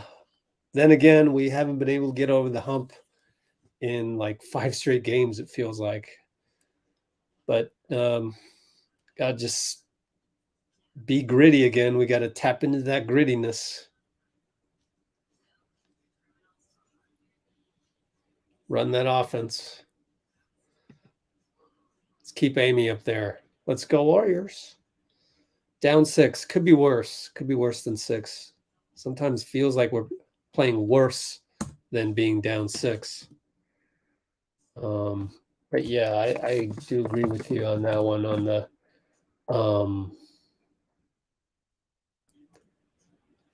how much time's left again? 58. Got to tap into that grittiness. We still have the magic dust.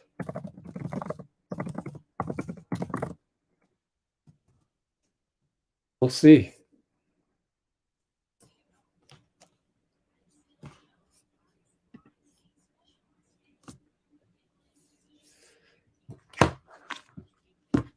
Let me check out how that Bob Myers video is doing.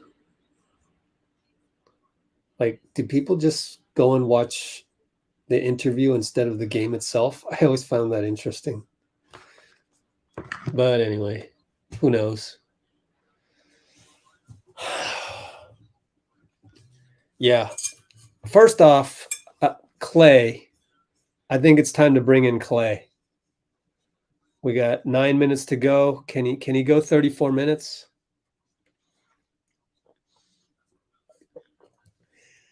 Bring in Klay. I don't know who the sub would be for. Or is it too early to bring him in?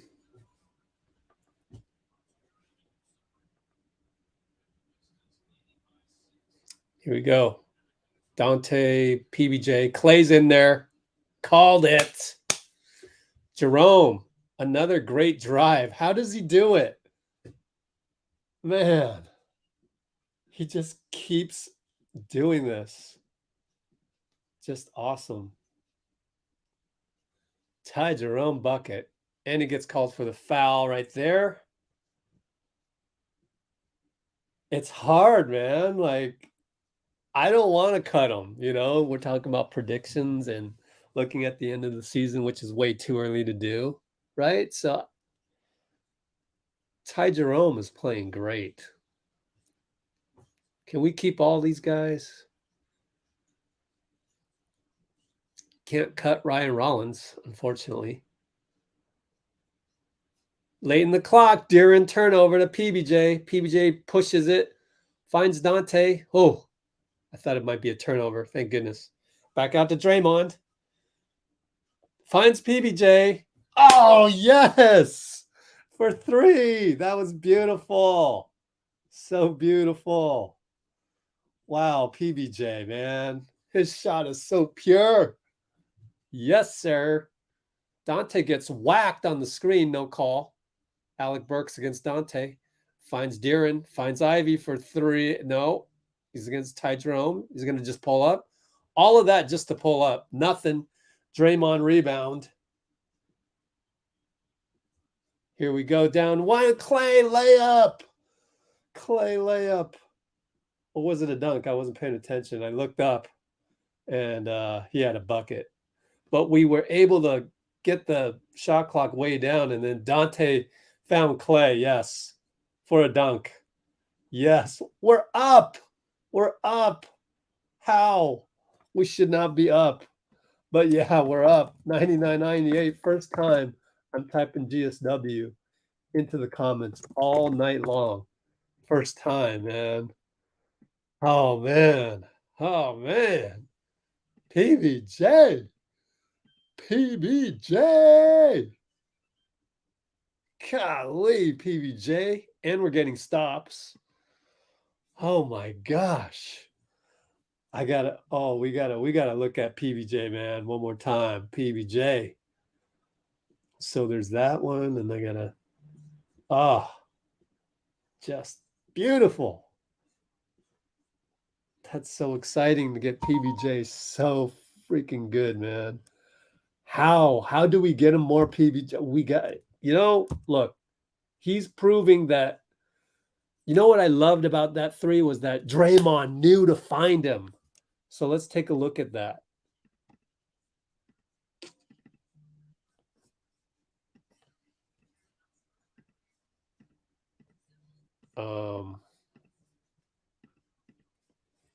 Where are we at here? We're at the 158 mark. So yeah, 159 mark. Replaying Draymond to PBJ.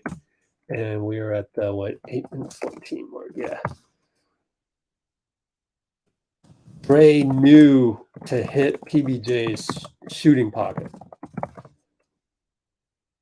So let's go here. Is it right here? Nope. Look at Draymond read PBJ already. He's not even in the 3-point area yet. Oh. So it went from Dante finds Draymond. I think I'm okay if I just play a 3-second clip. Watch.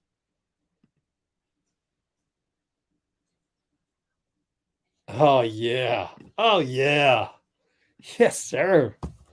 That is so enjoyable. God, that feels good. His feet weren't even in the three-point line yet. Man. I gotta write that in the comments. Plus, PBJ's feet weren't even beyond the arc yet. That's some chemistry, man. Yeah, I think I'm on the let's find PBJ more minutes bandwagon. I'm on it. What do we do? Not play Moody? What's your solution? I don't know. Isaiah Stewart against Looney. Hook shot good. Yeah, so what do we do? So how do we find more minutes for PBJ? Bench Moody? I mean, you tell me. I don't know. I'm just throwing out plausible ideas, I guess. Looney got blocked at the rim by Stewart. We're down 1. Getting too complacent. Alec Burks against Klay up top. Brings up Isaiah for the pick and roll. He's okay. Over to Bay, right side against Looney. It's 1-on-1. Klay doubles. Good job by doubling. They're running out of time. 4-3. Klay versus Bay. Bay fades. It's short. No good. Shot clock violation. Why? I thought we changed the rule to do the FIBA style. Well, if it's a rebound on an air ball shot clock, we get to go. But I guess they haven't changed the rule yet. I don't know. Still, though, down 1, 6:36 to go. Here we go. Ty Jerome against Killian. Brings it up slowly. PBJ screen. Flare to PBJ. He's looking for the handoff. Throws it away. Okay, we can't give him more minutes if he's doing that. Killian for 3. Hits the 3. Dang it. That hurts. That hurts. Yeah, that's going to hurt his potential to get more minutes. That's going to hurt. Oh, well. Klay for 3. No good. Oh, man. Oh, man. That could have been I hate to say it. I don't want to say it. Could be a turning point, but and it's and 1 against Looney. Jeez.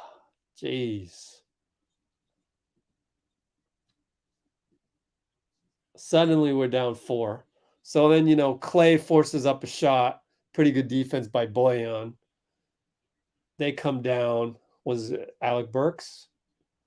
Alec goes right by Ty Jerome. Oh, gosh. Is Dante in there? Because I'm kind of wondering.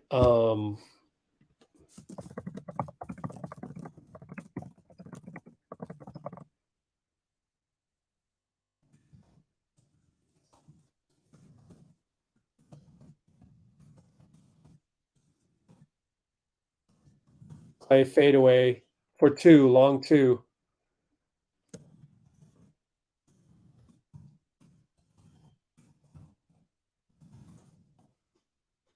Okay.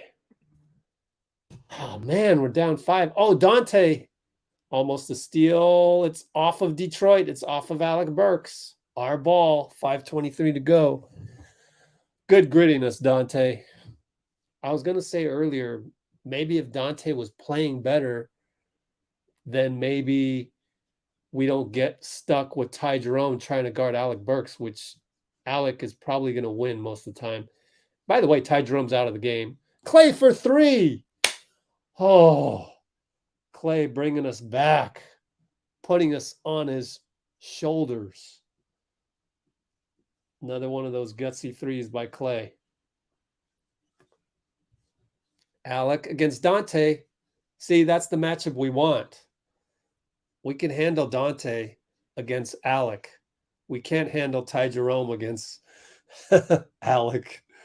But that is, so that's another, mark against Ty Jerome, actually. But just thinking if Dante was playing better, we would have had Ty Jerome out of there by then. Boyan is killing us tonight. Jeez. He hits another jumper that gives him 26. Not just 26, but 9 for 13 and 4 for 4. Klay hits another one. Oh my gosh. Klay. Rocco's daddy. Bow to the Klay. He is incredible. Need to get a stop, though. We got to stop. Dante over to Jordan Poole. Forces it against Boyan. Dante's wide open. Short. Oh. Not this time, Dante. He's done it like 2 out of the last 5 games. A hero 3 when we needed it, but didn't get it that time. We're down 1, 352, 351, 350. JP against Boyan, gets him stuck. Sadiq Bey down the lane against Klay. Klay strips him. Klay is playing like young Klay Hall of Famer. How does he do it? How does he do it? Klay is amazing. Their ball, though, baseline inbound, their ball. Anthony Lamb comes out, Draymond comes in. So that was just waiting for Draymond to get some rest. 3:45 to go. Draymond has 27 minutes, so he'll end up with 31. Timeout, Dwayne Casey finally calls a timeout after all that because he probably goes, oh, Draymond's in the game. I better change up my baseline play. So Detroit up 108, 107, 345. Man, another nail biter. Oh, where's the person that said they don't want overtime again? Oh, I'm exhausted. I'm still exhausted from the other night, Monday night. Oh, gosh. Oh, my gosh. These guys are incredible. Klay, man. Oh, Klay.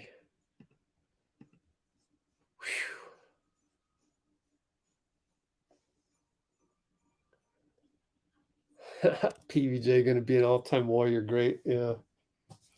Man, I'm actually tired of the MPJ comparisons. I feel like PBJ is better than MPJ. Like PBJ just knows the game better, just naturally has better IQ in my opinion. Anyways, heat check clutch. Yeah. Oh gosh. I am mentally drained right now. I wonder if I'll be able to go get some Starbucks later. Are they even open right now in this hurricane weather? I wouldn't be surprised if they just said, everybody go home. This is ridiculous. It's raining too hard. Oh, they're closing at 10. No, they're closing at 11:30. My bad. Okay, Jordan Poole brings it up. 333, 332, 331, 330. Jordan Poole against Killian. Here comes Klay. Flare screen. No, he fakes the screen. Step back. 2-pointer. Jordan Poole with the bag. He has such a bag. Jordan Poole bag. Oh my gosh. I think I saw the other stream. Killian over to Bay, over to Boyan against Klay. We are down 2. Boyan crossover. Foul call on the ground. Oh, I was looking at the wrong stream. My fault. Man, JP has some incredible moves. Thank goodness he made that one. Man, the whole Twitter world would have come crashing down if he had missed that 2-pointer. So it's got to be a side out, right? It's a side out. Boyan into Isaiah. Boyan against Klay up top. Logo. Here comes the screen. Bad screen. They didn't call it. Swing it over to the corner. It's good for 3. Wow. We're down now 5. Jeez. That's tough. That's a tough pill to swallow. I thought it was a bad screen on Jordan Poole. If you noticed, he almost went to the ground. But anyways, we have Isaiah Stewart on an island against JP. Double step back. Good. Oh my gosh. JP. JP, you are incredible. Oh, man, 214, 213, 212, down 2. Bay against Poole. Switch to Klay. Boyan against Poole. I do not like this matchup. Boyan, no good. Back rim. That's the miss that we needed. Dante rebound. JP with the screen from Draymond. Isaiah Stewart Island is short. Oh, it's short. It was so off. Oh my gosh. We got the shot that's open, and it's a heat check that we don't mind because usually when JP's hot, he's hot. But oh, Killian against Lamb now. Lamb Kemp coming in for defense. Bad shot by Killian. Box out by Draymond, but Klay can't get there. Draymond's pissed off. Man, he boxed out Isaiah the best he could. Boyan over to Bay for 3. They get a 3. Uh-oh, they're going to call double technical, and Draymond's going to be out of there. Isaiah Stewart and Draymond get tangled up. They're going to have to go to replay. Ed Malloy, please do not throw out Draymond. But can we go back to the box out? I'm going to replay the box out on my other screen, and who do we blame on this one? Draymond did as good a job as he could. Klay didn't go back and get it, but not that it's all Klay's fault. It's just that couldn't get back there in time.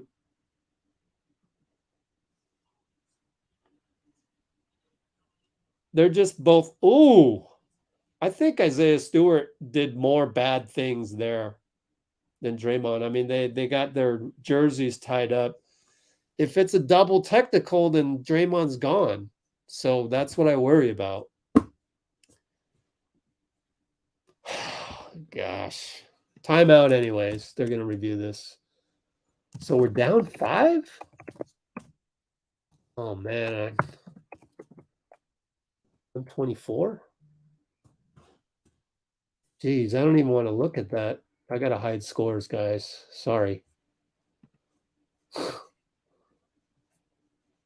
Damn.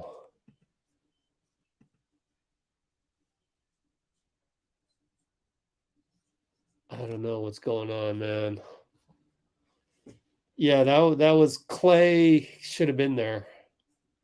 I don't know. 32 minutes. Legs are tired. I don't know.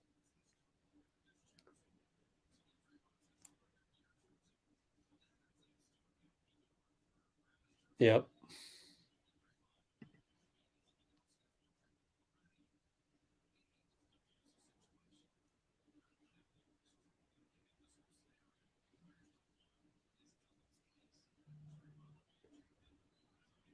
Well, now they're.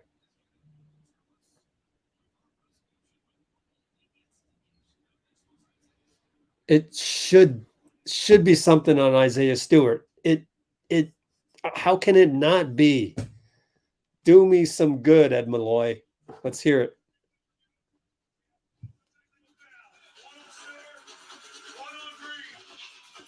Draymond's out. Draymond doesn't even know that he's going to be ejected. He's still on the court. That's some BS, man.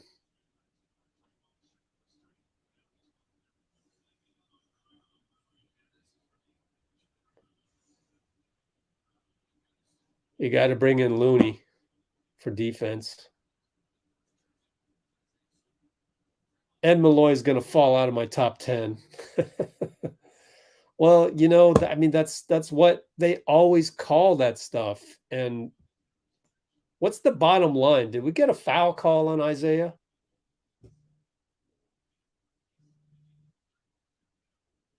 I guess we did.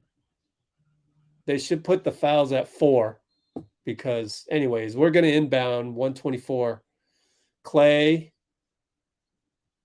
attacks, gets the foul call, go to the line, down 5, 120 to go. I know, right? I don't get how. The whole double technical thing, we need a new standard for that. I don't know. They've always called double technical on that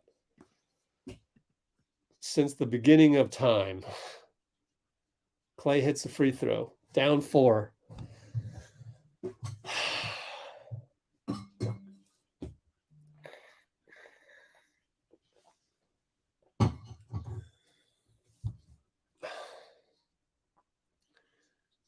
Hits another free throw. Down 3. Got to play defense, and that's where we miss DPOY right here.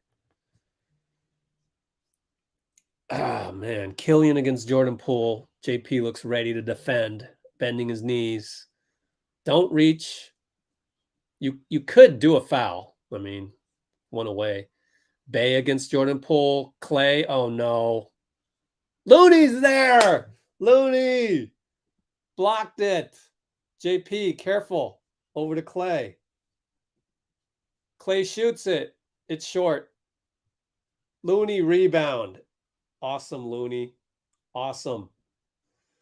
JP. Klay drives. Good. Banker good. We're down 1 with 40 seconds. Timeout. Oh, my gosh. Oh, gosh. I can't take it anymore. 40.0. Oh, my gosh, man. Wow. I'm looking at the Looney block right now. God, Looney is so good. Looney. Oh, man.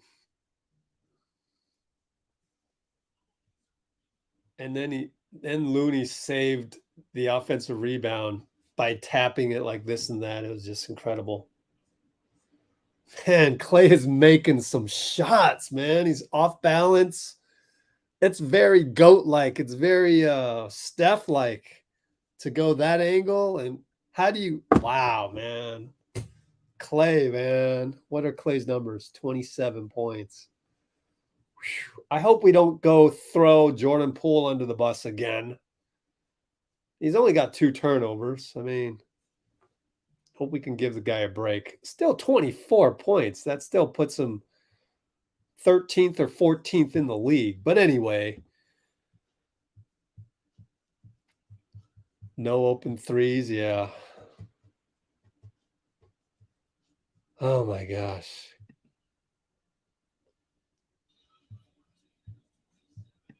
Oh, my gosh.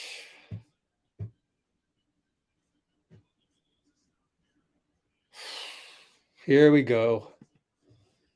40 seconds to go. Here's the inbound.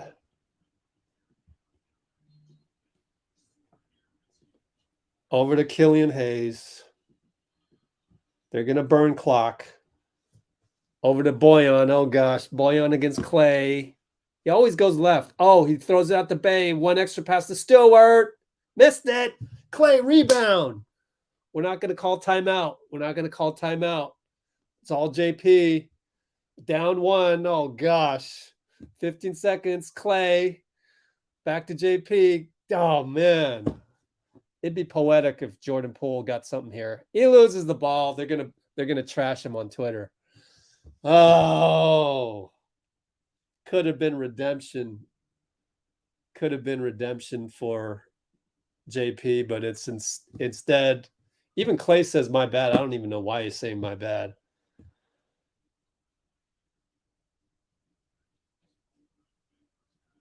That's a kickball. No, Looney got called for the foul. Good foul by Looney. Okay, we still got 1 timeout. We still got a chance. Foul right away. 6.2. Oh, no. Klay lost Killian. Now Looney fouls him 3 seconds later. No, 2 seconds later. Jesus. I feel bad for JP. I really do. I just...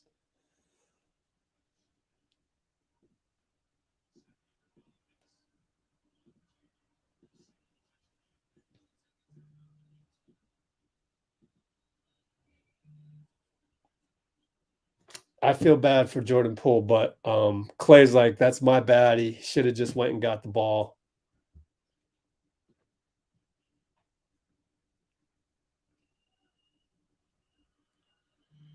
So we're going to call timeout, 4.2. Hopefully get the rebound.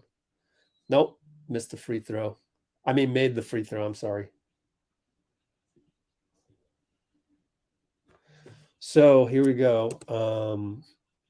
119, 116, 4.2.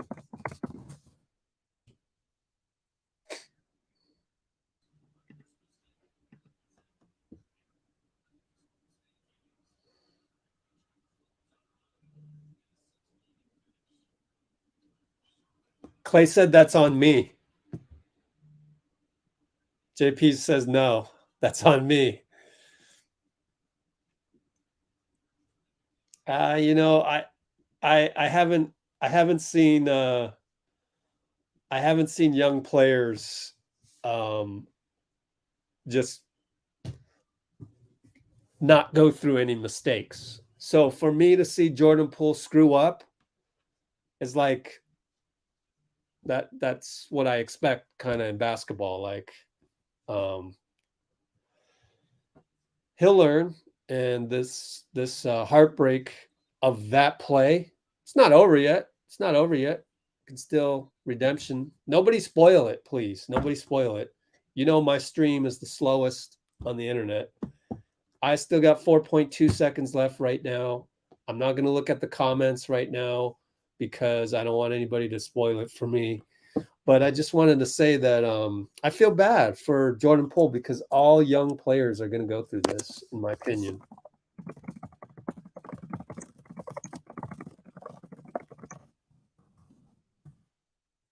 I bet you Steph has some highlights of that too. Go to Anthony Lamb. Go to Klay for 3. Got it! What a play! What a play! What a play call! Steve Kerr is a genius. Steve Kerr is a genius. Oh my gosh. Steve Kerr is a genius. What a play. What a play, man. Oh my God. How much time's left? 1.0. Oh my God. Oh, wow. Wow. Steve Kerr is a freaking genius, man. Wow. What a play. That's, if I was still coaching, I would have that play in my playbook. I would steal that play. That was such an incredible play. Of course, you got to give credit to Klay for just making it, first of all. Jeez, man. Steve is a freaking genius. Oh, man. Oh, a lob. Lob to Lamb, back to Klay off a curl screen. Oh, my God. That is literally incredible, man. Oh, give Steve some freaking credit. But anyways, 1.0. Killian, Looney jumping up and down all over the place. Bey wins the game. Sadiq Bey wins the game on a 3. Should not have even. Oh, forget it. Oh well. Look at Jordan Poole say that's on me. That's on me. I like the responsibility and I like the care, right? You got to like the care. So the magic ends. This, you know who's really happy about this? Adam Silver. He's tuning in. He's going, yeah, that's my product. That's my NBA.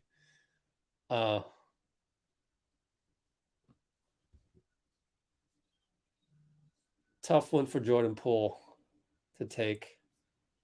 But I mean, it really isn't on him because it's not on Jordan Poole anymore because Klay hit the miraculous shot to equalize the game. But credit Sadiq. A lot has happened at Chase Center recently, hasn't it? Jeez. Ah.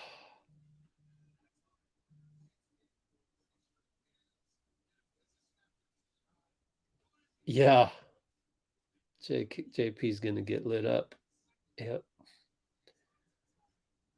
Whew. Hard fought loss. Yeah. Not going to win them all. And we get swept by Detroit. It's always like that. We have not shaken that thing of taking them too lightly. We still have that problem, right? We're still taking teams too lightly.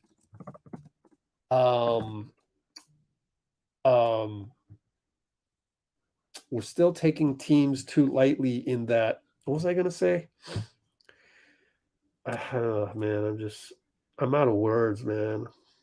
I want to go sleep for like 16 hours. You know what I'm saying? So no post-game on-court interview because we lost. But we are still taking teams too lightly. When it's like we can predict the trap games, right? We can predict these trap games now because Detroit's coming in. Yep. Trap game coming up. Orlando is a trap game Saturday. Except we just lost, so there's the sting of the loss, but then 2 days of no games in between. Man, sucks. Sucks, man. Yeah, stay positive on JP. Oh, gosh, man. That is a sting. Let's look at the standings. We're going to have a lot of what ifs here. Oh, we would be right here. Instead of 7, we are 9.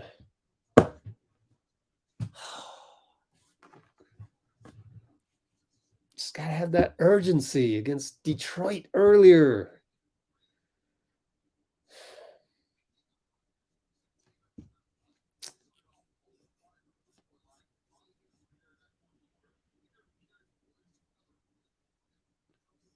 Yep.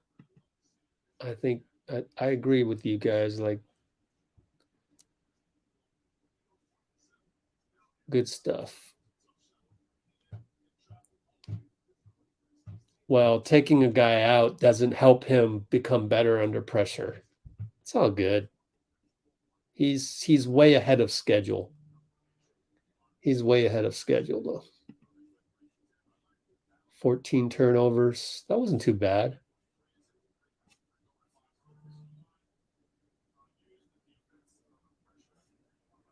Yeah, I mean, we did get the equalizer shot from Klay. We got it. And then, anyways, that's true.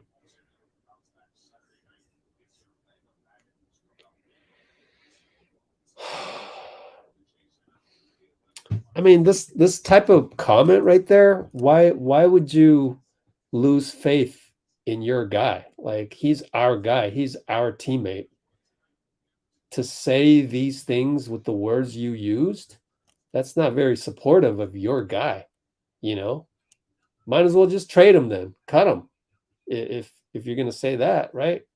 But we're not. We're going to keep him because he has all-star talent. He just hasn't put it together just yet. I mean, he did have that clutch bucket over Isaiah Stewart before that, but he just hasn't quite reached that level yet. And I have full confidence he'll get there. The only question is when. And so he'll work on it. And yeah, we're missing Steph. We're missing a lot of other guys that can, Wiggins, that can, Draymond wasn't even out there, you know? If Draymond is on the floor, then the ball would be in his hands and he'd be setting the table the way he sets the table. So there's a lot of factors in there, and it isn't just, oh, let's just throw JP under the bus, So I don't know that we're let's go Warriors. We're not let's doubt Warriors, right?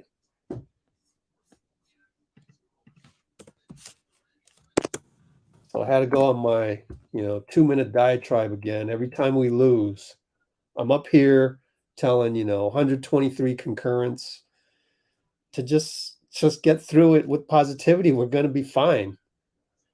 I mean, yeah, we lost the game, but I thought there were flashes of Jordan Poole playing pretty damn well, and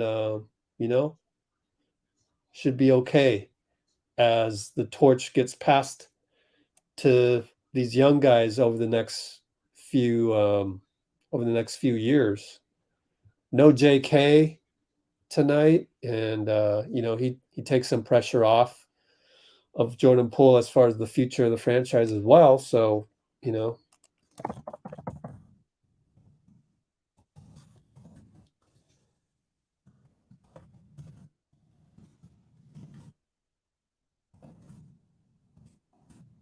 to support our guys, and it's even more important to support your guys when it's very clear that they are the future of the franchise and that they have a lot of potential. Imagine if you're the Pistons, right? Like, you're looking at this squad, you just won on a buzzer beater, but what's the future of Detroit? They don't have Cade Cunningham right now. They might get Victor Wembanyama in the draft or Scoot Henderson. And like, they don't have the chemistry yet. They won this game, yes, but it's not like you go home after this game and you go, yeah, a few more reps, another year or two, and Isaiah Stewart's gonna find his way and bust out and be a fringe all-star player. They don't have that. We have that. Jordan Poole. So I know it's a loss, but as a former coach, I feel pretty good about the future of the team despite the loss. I don't feel good about the future of the Detroit Pistons team despite the win. So I'd rather take, the long term, and knowing that we're missing so many guys that are very, very high impact players.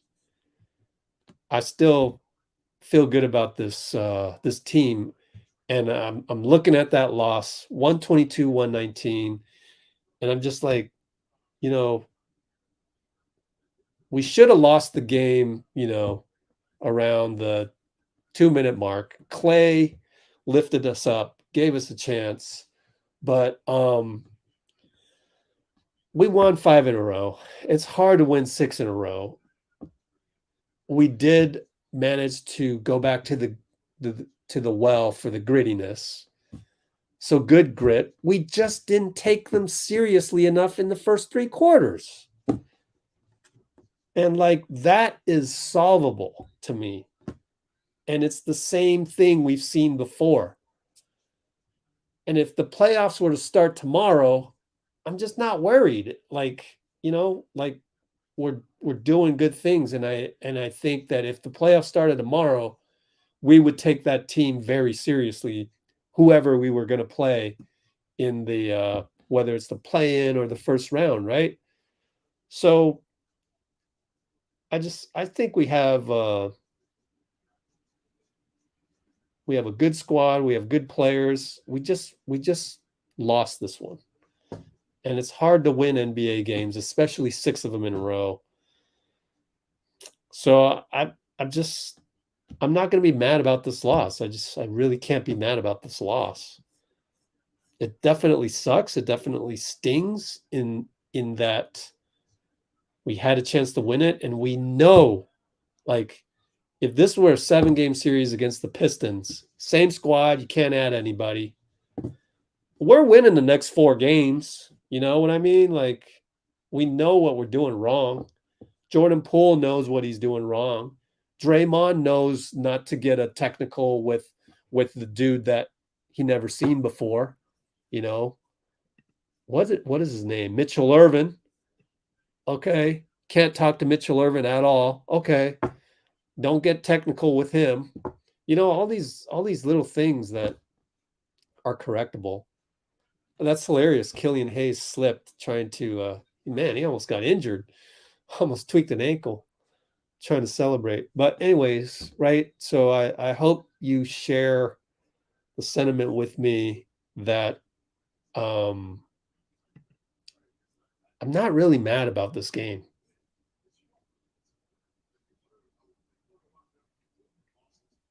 All right. Well, hey, we got someone on Facebook. What's up, Audrey Wong? Cool.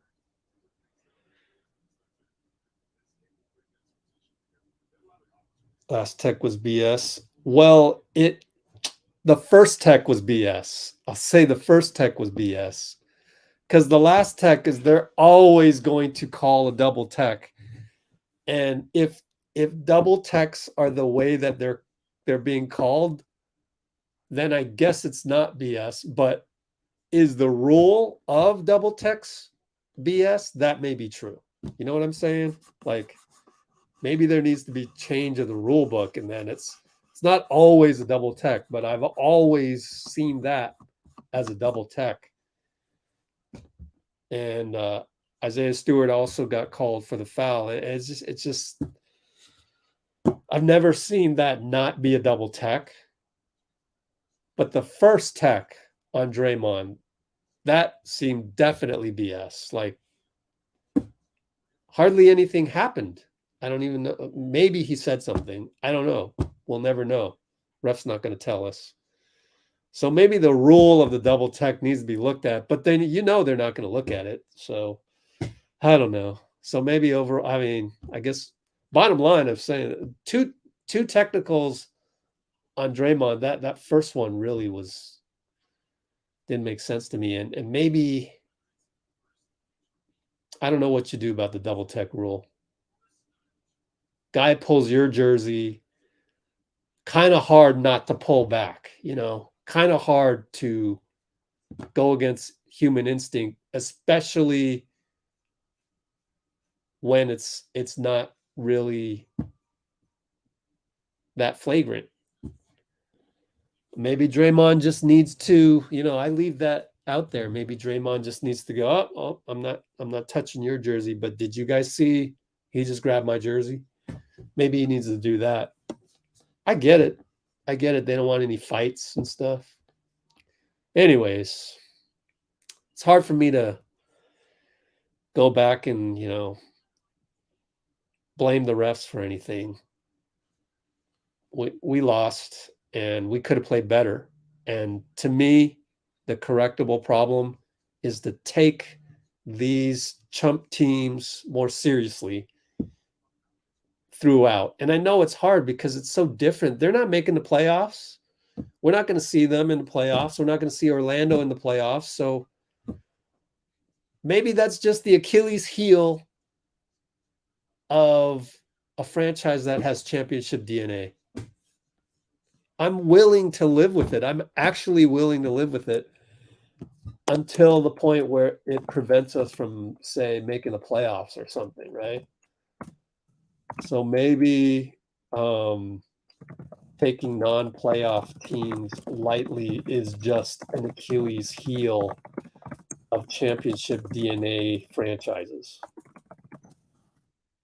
which do not harm us until it harms us. So if it comes down to 1, 2, 3, or 4 games that prevent us from getting the 6th seed and avoid the play-in,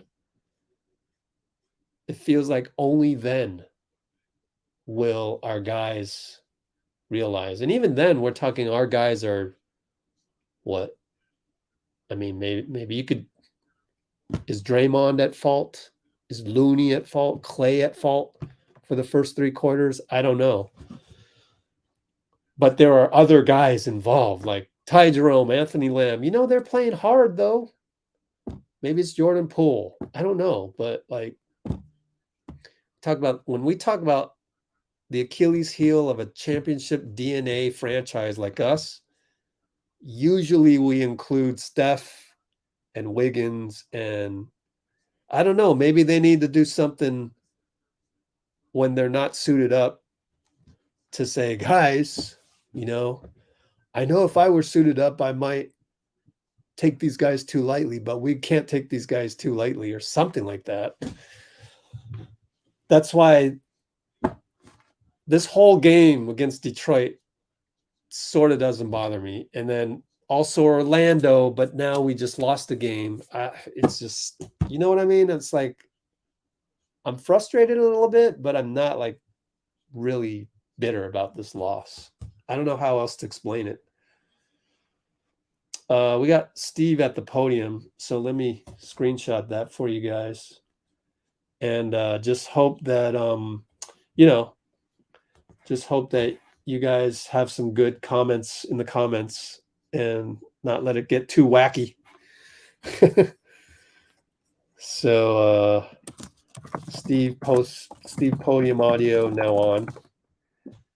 Send that over as a visual for you guys like we always do. 2 days ago we were doing this. Airdrop. Okay.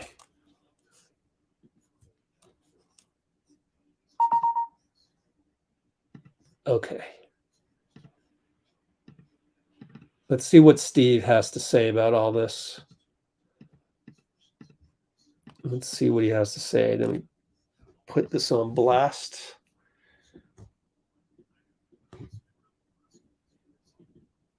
Okay. Here we go. Off the bench, including 6 made threes out of 9 attempts. We're playing some really good basketball. As we go back to Chasing Her, hear from Steve Kerr about this loss presented by BMW. Some of Jordan's worst moments this season, you've talked about him kind of being in a rush. I mean, are you seeing that late in some of these games, key possessions? I know tonight obviously kind of seemed like he tripped while he was dribbling. Are you just seeing him kind of be in a rush? He's also hitting huge shots for us. He had two big jumpers down the stretch, and Jordan's made so many big plays for us and helped us win so many games. But what's great is that everything is a learning experience for him, at this stage of his career, and he's getting a lot of, late game experience. And, he made the one mistake, but like I said, he made 2 big shots right before that. And I thought really, played well and played hard all game. And I just told the guys how proud I am of them for holding down the fort, these last couple of weeks. Tonight was tough, but given the state of our roster for us to win 5 of these first 6 home games on this stretch and have all these guys fighting and scrapping and clawing night after night, it's been really impressive, and it's put us in a great position, going forward. And we've got reinforcements coming. So it was a tough loss, but like I said, more than anything, I'm just proud of the entire group. Steve, what were you thinking when Klay hit that 3 to tie it? Maybe the way that play was executed, and then Saddiq Bey responding on the other end. Yeah, I mean, it was a tough way to lose. It looked like we had covered the play pretty well, and then I'll have to get another look at it. But Saddiq freed himself up there at the last second. Felt like it was almost a 5-second violation, and then he hit. It's one of those shots that usually isn't going to go in. But I also feel like the game rewards the team that maybe plays harder. And I thought our fatigue was a factor, and I thought Detroit played great. They played really hard all game. They were physical. They were all over the glass. Made big shots. Bogdanovich hit the big 3 with 2 seconds on the shot clock when they had the out of bounds under. So they hit big shots, and I thought they deserved to win. They were fantastic tonight. Stephen, even as you guys were winning games the last 5 games, there were a number of those games where you were playing uphill a lot until the fourth quarter. Tonight, another example, you're playing uphill. What in the first quarter? I think they shot 67%. Was the defense? What was going on in the first quarter that couldn't quite get you guys going? Yeah, we couldn't get stops, and same thing at the start of the third quarter. I thought we brought some good energy at the start of the third, and they kept hitting shots. They made 16 threes tonight. They're bigs, those guys are tough. Those young guys, they're athletic, and they got free in the paint several times for buckets. Duran was 8 for 8. Stewart, got free a couple times. So I thought their size and athleticism really hurt us tonight. Draymond picked up, I think, his 12th technical foul of the season. I know his fire is something that is really important to this team, but is there a concern level with, kind of inching closer and closer to that suspension benchmark? No, he's never gone over. He knows where the line is. I didn't really see what happened at the end when, was it he and Stewart got into it? In my mind, it's like, do we have to call a double technical and eject a guy from the game because 2 guys in a really competitive game in the most competitive basketball league on earth are, oh my, who knew they were going to actually get a little upset with each other? Like, this is the game. It's what people pay to see, like competition at its highest form. So to come out of the timeout, we've already drawn up our play. Draymond's on the floor, and then we got to inbound the ball, and they tell us Draymond's been ejected. That's a tough one. I haven't experienced that before. I prefer in those situations where, the officials have the awareness that somebody's got a tee. We're not going to kick them out because 2 guys get into a little, yelling match or whatever it was. If it's earned, it's earned. And maybe I'm totally wrong. If I'm wrong, then that's my fault. But I don't really believe there should be double technicals that lead to an ejection for that. Was that last Klay 3? I guess, did that go exactly how you designed it with the pass over the top to Lamb and that screen?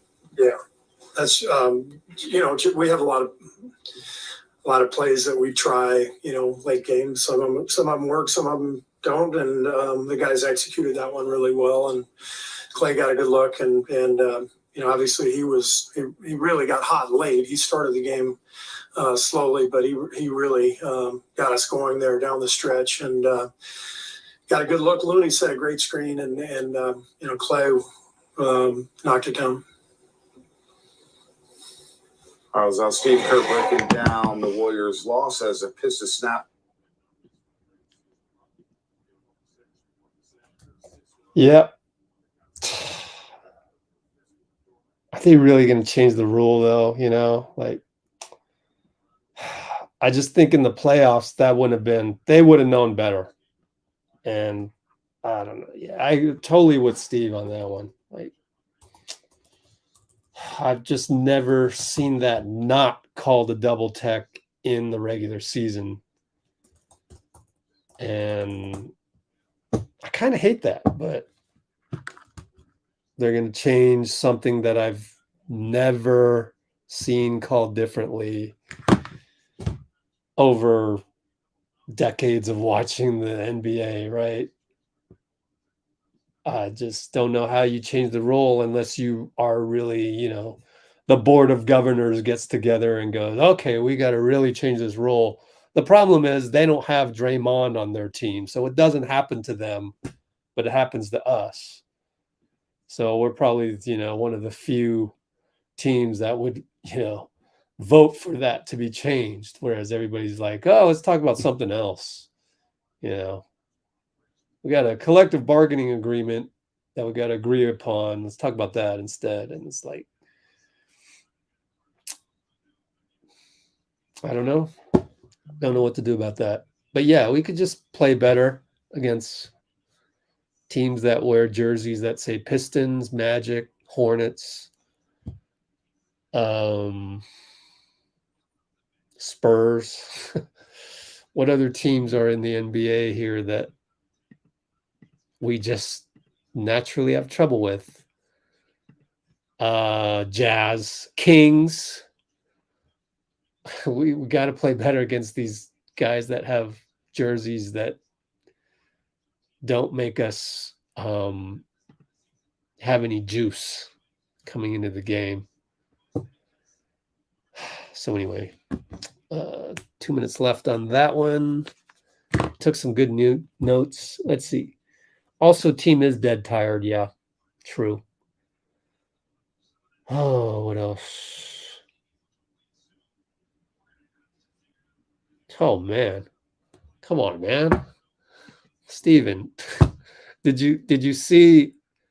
You weren't here on the stream, and that's what's makes it difficult for people after we lose to come here and to just vent. I'm gonna type something, thumb type it, and I'm gonna vent because we talked about this during the stream as it was happening. Poole loses the ball. Klay comes over and says, "You know what? That's my bad. That's on me." He literally said, "That's on me." You could see his lips, read the lips on the video. I actually have the video. The problem is it would take me forever to go find which clip it was, and then by then the next guy would be on the podium, and I'd be, Charlie Chaplin in the cake shop with the conveyor belt. So Klay said that was on me. So if Klay is saying that's on me to Jordan Poole, and then after the game we lose, Sadiq Bey hits the shot, cut to Jordan Poole, and he's saying that's on me. Both Klay and Poole said it was on me. That to me is completely opposite of what you're saying, Stephen Lee. I don't see Klay staying after his contract. Talk about overreaction. You got to not overreact like this. I don't know who you are. You haven't built equity on this channel with the rest of us. Like this guy, let the jet fly. This guy let the jet fly, probably commented 10 times tonight. You come on board this late and this is your comment. It's like, hello world. This is your hello world in engineering speak, computer nerd speak. Your hello world is some complaint, right? We don't do that here on Let's Go Warriors.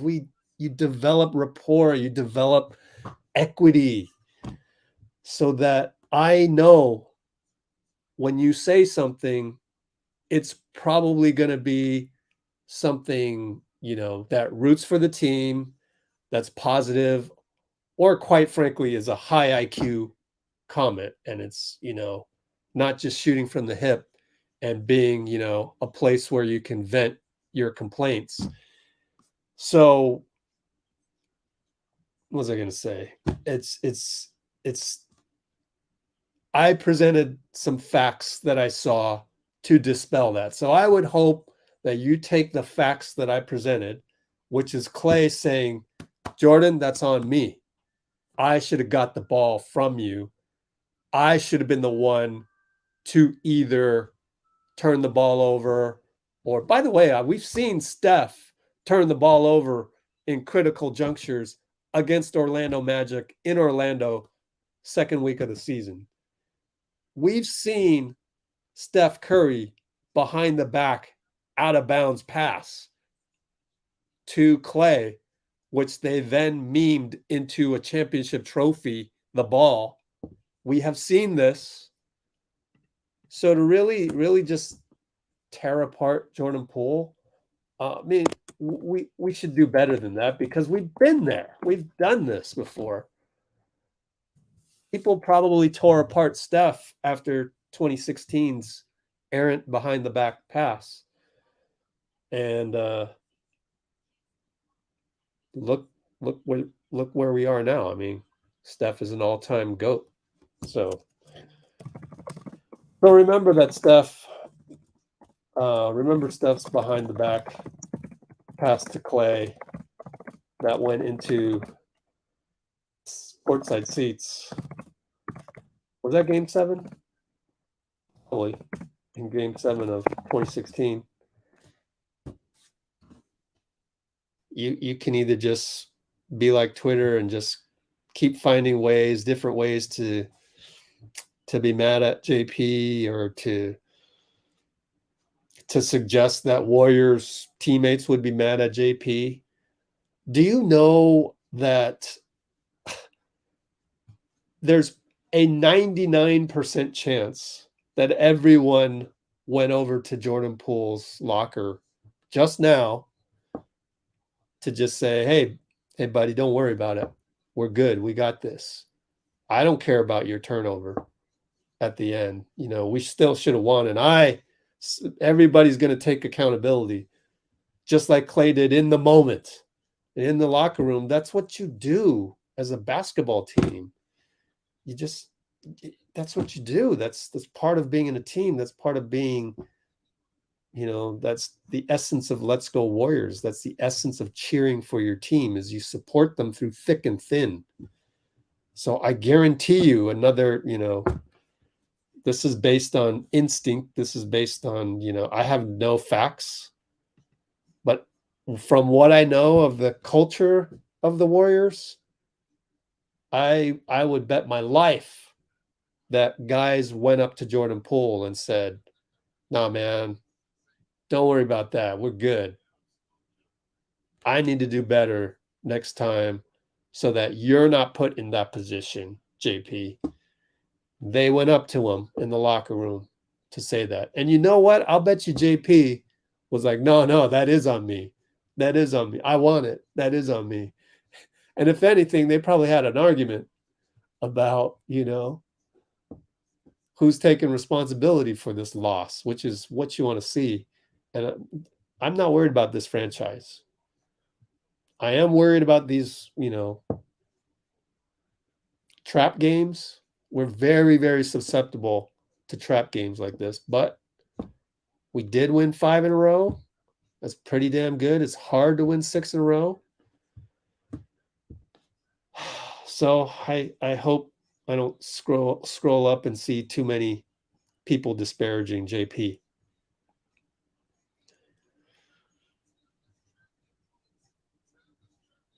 But it's good to see everybody. Roland, what's up? Blasian.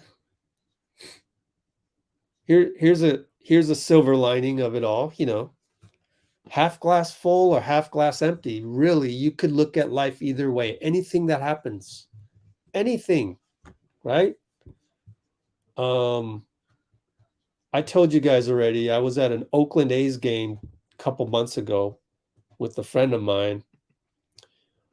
I told her we should park in the BART parking lot. Okay. It was free, which is great. Hint, hint, to people. Then we come back out. She's driving. It's in her car. The bus comes over and makes a weird angle and smashes into us. It was like an aluminum can. I'm sitting there going, oh, man. I wish I didn't tell her for us to park in that lot. Kind of like, just fate. She could have been like, oh, what if I didn't park in that space? What if this? What if that? Eventually, the insurance company was like, oh, your car's totaled. We'll give you a check. But now she doesn't have a car. So she could have been, woe is me. I don't have a car. Now I have no control over my commute. I got to rely on BART. It's raining today. She's not like that because she views life in a positive way. It's not, oh, things are happening to me and this happened to me and that happened to me. No, it's like whatever happened, and I got to just move on and I got to deal with it and try my best. And so she's waiting for a car and she's kind of thinking of it like, oh, I wanted a new car anyways. I was getting tired of that car. It was her brother's car. Good car, Nissan Altima, nice rims, low profile and everything. So that car's done. And so she has to take BART every single day. And it's not easy to get to BART. You got to take a bus to get to BART. Then, is she the victim? No. Is she mad? No. She's the same happy person she always is. And I'm telling you, you can look at Jordan Poole, either half glass empty or half glass full. That's your choice. And I'm telling you, choosing the positive way is the best. I wish we had 2013 highlights of Steph readily available, because I'll bet you Steph had a few tough games. Matter of fact, why don't we just go look it up? BKRef.com, Stephen Curry. So, man, did I just go 5 minutes or something? Let's see. Steve Kerr post game on. Oh, now I got to go to work. I got to upload that. So looking at JP with the glass half full, which you guys are doing a great job of in the comments. I commend you guys, honestly.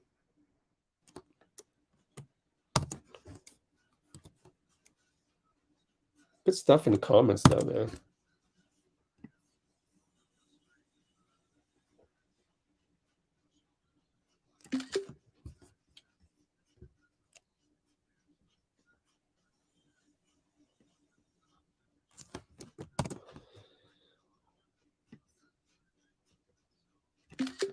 Okay. Stephen Curry. Let's dive into his fifth year. 2, 3, 4, 5.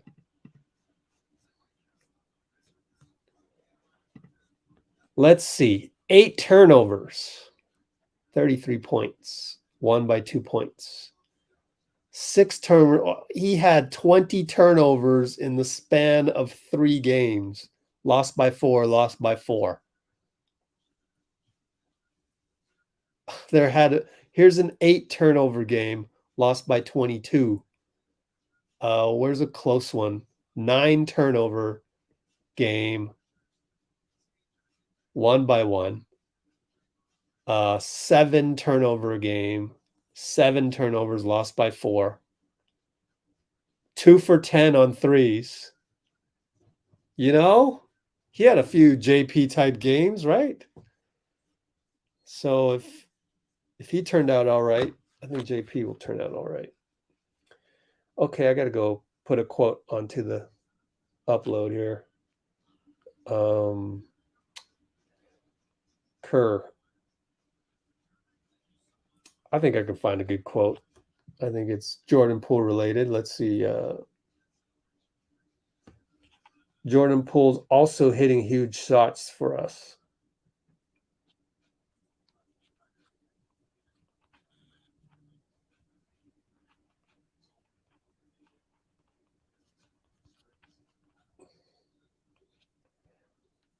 Hitting huge shots for us. Learning experience. Warriors scrapping and clawing.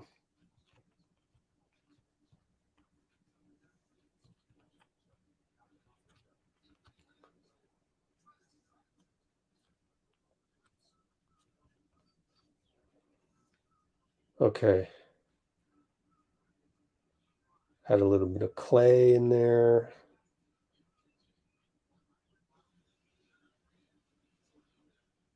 Jordan Poole.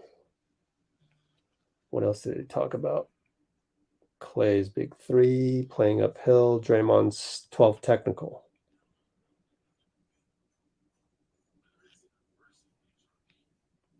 It's kind of like the way we treat turnovers for Steph, technicals for Draymond. We could go on and on about all the negative things about Draymond's technicals and stuff. Oh, why doesn't he learn this and that? But we don't, because we know that's just part of his character, and it's what makes Draymond Draymond, and we don't want to change him.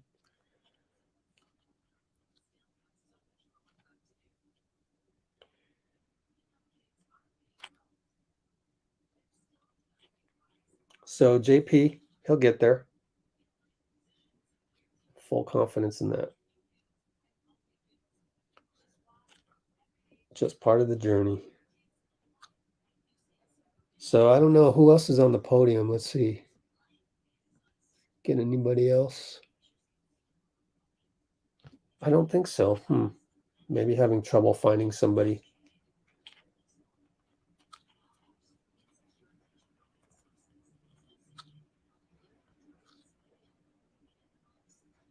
Okay, so I will be back live Saturday right here. And doing what I do right here, keeping the positivity, positive vibes. I hope even the people that were complaining earlier just maybe learned something. Maybe learned how to be more positive about stuff.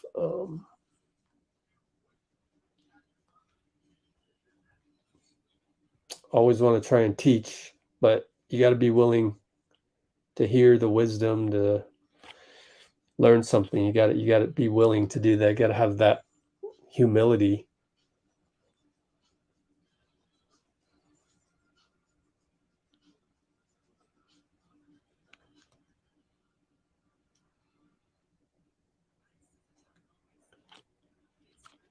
All right. What's another good quote from that Steve Kerr? What's another good quote?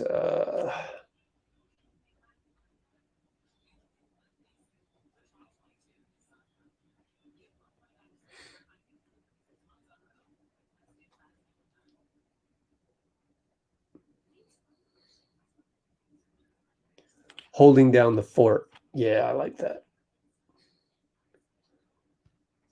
I think that's a mark of a great coach. I mean, you have a tough loss like that, and you go up to them and you say, I'm really proud of you guys for holding down the fort. I think that takes balls to do, because you're upset for losing. You're competitive. People should go try coaching. It's really hard to say that after a loss like that, when you know you could have won, you should have played better, and yet there you are at the end telling guys, appreciate you guys for holding down the fort. I'm proud of you guys for holding down the fort. In the face of adversity, you think something negative is going to come out, and the first thing you say is something positive. I think that's great.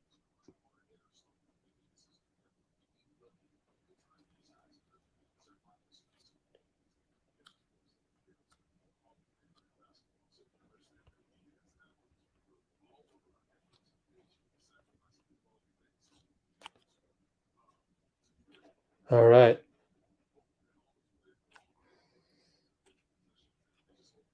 Worst moments this season. I was able to post the video. Yay. I feel like I'm ahead of schedule. Like, who's at the podium? Someone should be at the podium.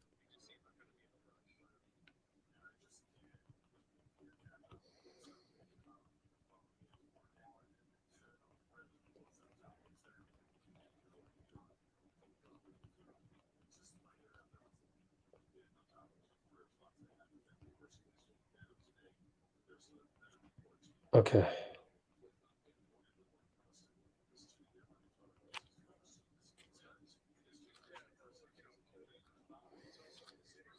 Throw that on the Instagram.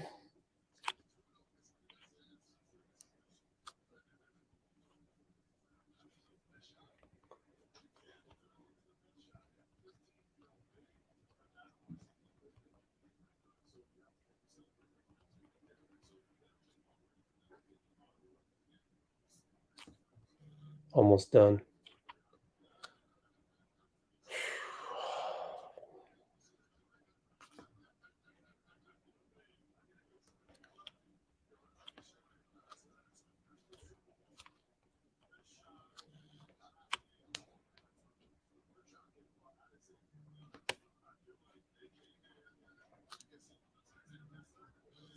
Okay, what do we got? Thanks, Dean, for being in the comments. You guys holding up the fort for me. Yeah, Roland. Roland's absolutely right about the broad declarations. That's one of the things about negativity, isn't it? That when you think things are going bad, you tend to want to make a blanket general stereotype of remark. I used to be that way, honestly. Like something would go wrong. Let's say it's I mean, sometimes you still do that to this day. Somebody cuts you off on a freeway and you peek and you notice it's a young person or something. And you go, "Oh, young people, they're so reckless when they drive." See what I did there? You're generalizing the whole thing and you're trying to blame it on something systemic, something that that has honestly that goes back to the addiction to predictions. We talked about that at the beginning. You want to be able to predict that a young person will cut you off on the freeway, and that's just not true. You don't know who. It could be anybody, right? But when things go bad and they're negative, that's what people do. That's what you do as a human being, is you're in a negative state and you generalize people. Let's not make that mistake with the actual Warriors here. I don't think that would be fair. And the complaints probably, I mean, again, it goes back to half glass empty or half glass full. The complaints are probably not going to be based on any facts.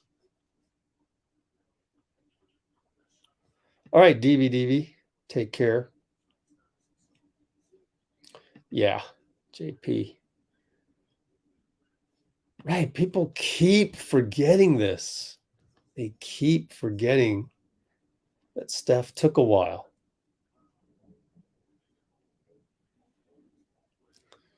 Good to have you, Roland.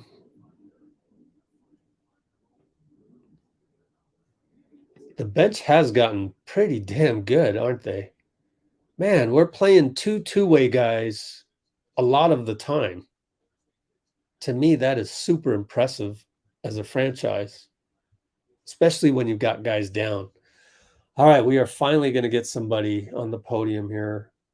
Who is it? Anthony Lamb. Let me screenshot him. So, Lamb, podium, audio now on. Send that over. Learning how to automate the way that I do these things. Isn't the human brain incredible? Like, it's getting me to do this in a certain order. And then I go here, and then I get the screenshot, and then I post it. Like, it's becoming automatic. It's like a video game, you get used to it. Okay, so get ready. Lamb coming up. 17, which is a season high for the two-way contract, Anthony Lamb. How do you kind of describe what went down on that last possession? It seemed kind of like a broken play for them. They got Bay the three. Yeah, we were switching everything. We were just like a step late and had just enough time to get it off. Turnaround shot, it was a great shot by him. But I mean, take it back. I mean, you try to get it a little better contest, but that's about as good as a contest you can get, Draymond picked up a second technical in this one. As his teammate, what have you discovered about the way that he can play fiery, but have you seen the ways he can also manage his emotions? Yeah, I don't think Draymond was out of control at all today. I thought he was very in control. He didn't say anything crazy. He didn't overtly push anybody to do anything wild like that. Like, I thought he was playing his regular game. So I mean, I feel like he has to be consistent with the way, like you officially, he was as calm with Draymond as I've seen him be. So I think that's something that I don't think he would have to change anyway at all. I want him to play exactly the same way every game. Good job, Lamb. What did I get a fine? It's a fine line right there, baby. Wow, that was short. That was a short little clip of the interview.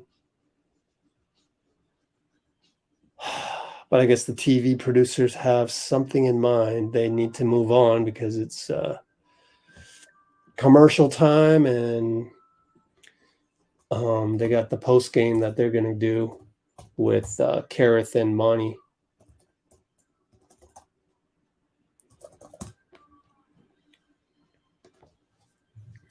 Make sure I have enough memory on this.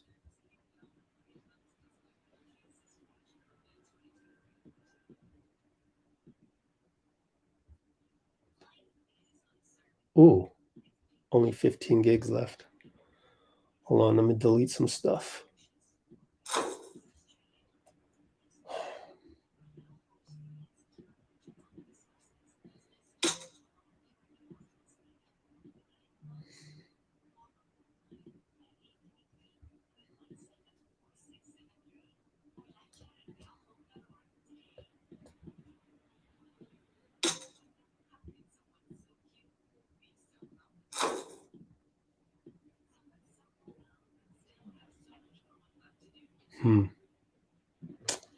Okay.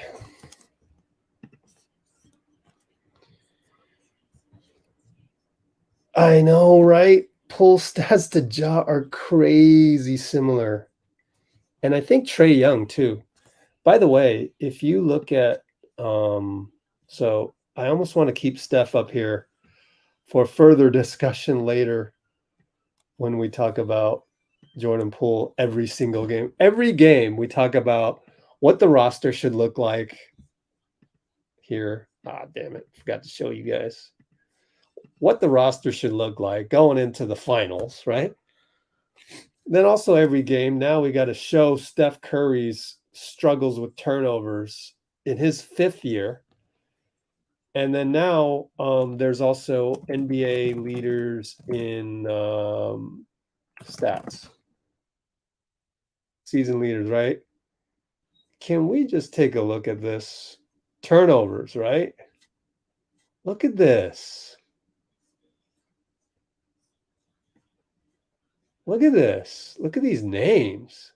Giannis, Joel, Trae, Kevin Porter Jr., the only non-All-Star on there other than Jordan Poole. Paul George, Ja, Luka, right? If you're on this top 10 turnovers list, like you're doing something. Like you are an important player. All of these guys. And that's just kind of the nature of the NBA. I mean, maybe Josh Giddey is a little too loose with the ball. 3 turnovers a game. But everybody else is a freaking all-star. And Jordan Poole's on that list, and everybody on here has all-star talent. You want the ball in the hands of the all-star talent.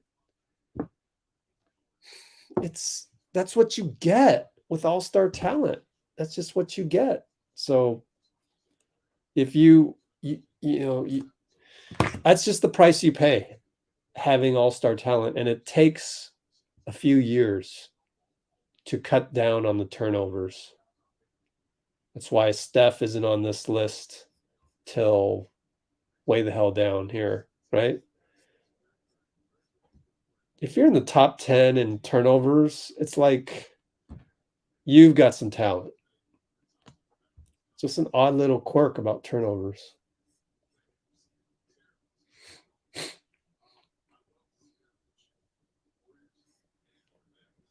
Well, they're in the dying, okay. In the dying minutes of the game. In Jordan Poole's 4th year. You're forgetting that part.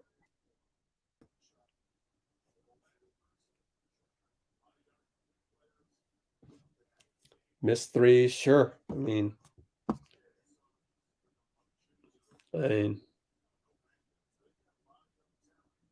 He's hitting some big shots too.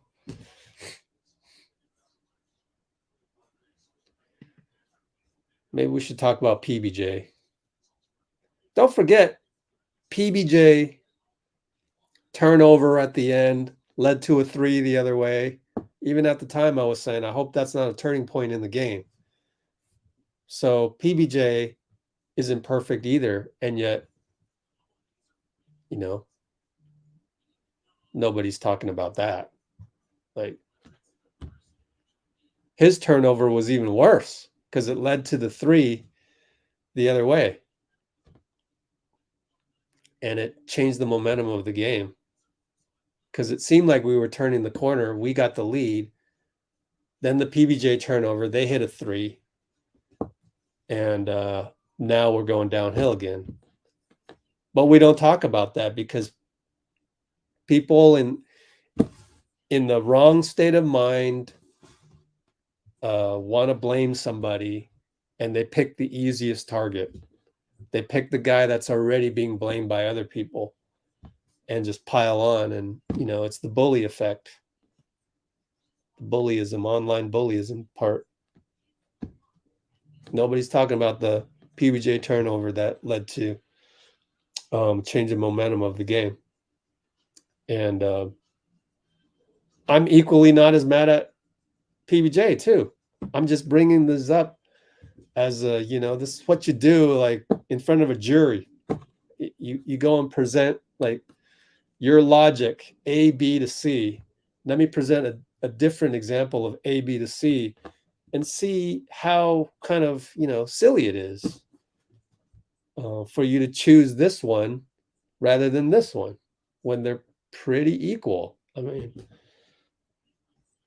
and also PBJ hit a couple big shots too. Or was it 1? No, it was 2. Hit a couple big shots. And then this one, like, I know you guys are going to hate me because you think that I'm not letting you feel the way, like you have some MAGA freedom to complain and stuff.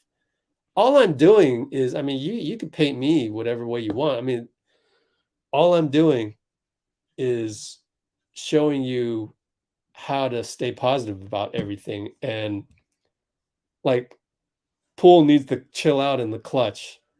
Have you ever been in the clutch? Do you know what that feels like, Keone? I bet you haven't. Even in pickup ball, there's clutch moments when it's tie ball game, 10-10, next point wins. Having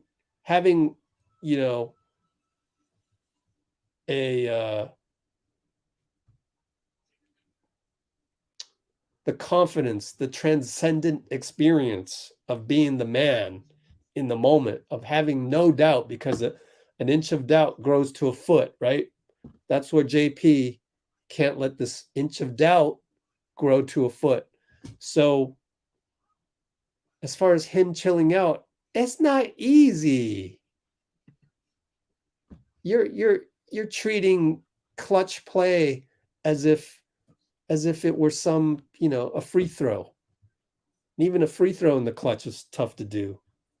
Man, I just feel like you should show a little respect to a very difficult game for people. And by the way, Jordan Poole did hit a couple clutch shots. We talked about the fadeaway against Isaiah Stewart, the double.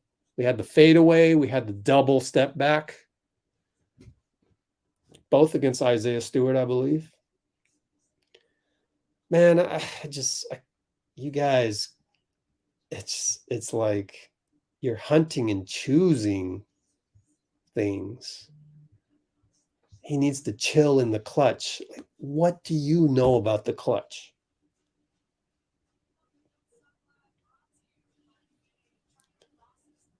Anyway.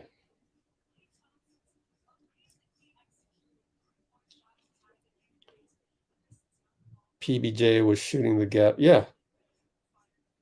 Poole's. Well, overall, you're not upset with Poole, so we're arguing stuff that doesn't even need to be argued. But I don't. Poole's turnover seems worse. It seems worse, but it's way more difficult. So, but you're not mad at it anyways. So there's no point. We're on the same team. We're on team. We're not worried about Jordan Poole. And I think that's the right team to be on.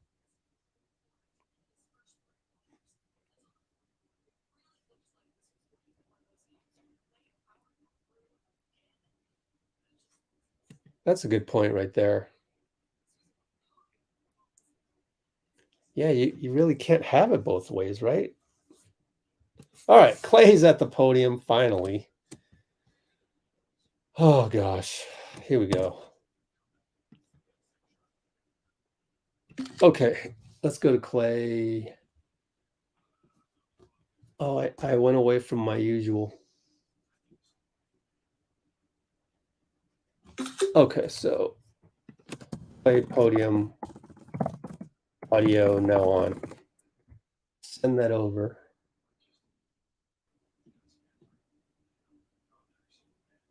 AirDrop. Okay.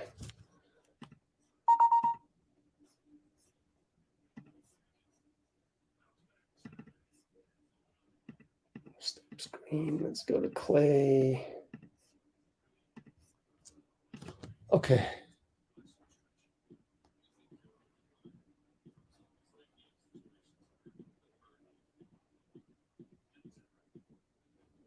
I guess Anthony Slater's going to write one about Jordan Poole.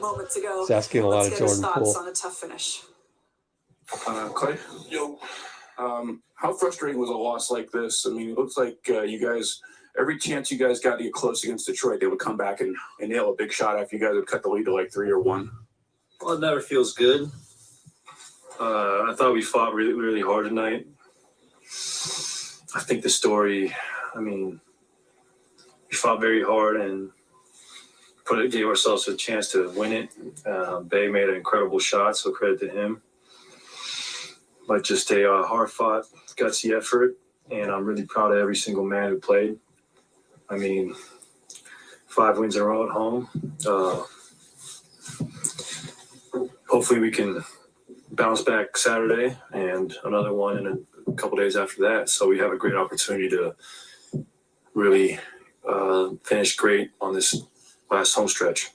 What do you think Jordan can learn from some of these late game situations where the burden is more on him than he's ever had before?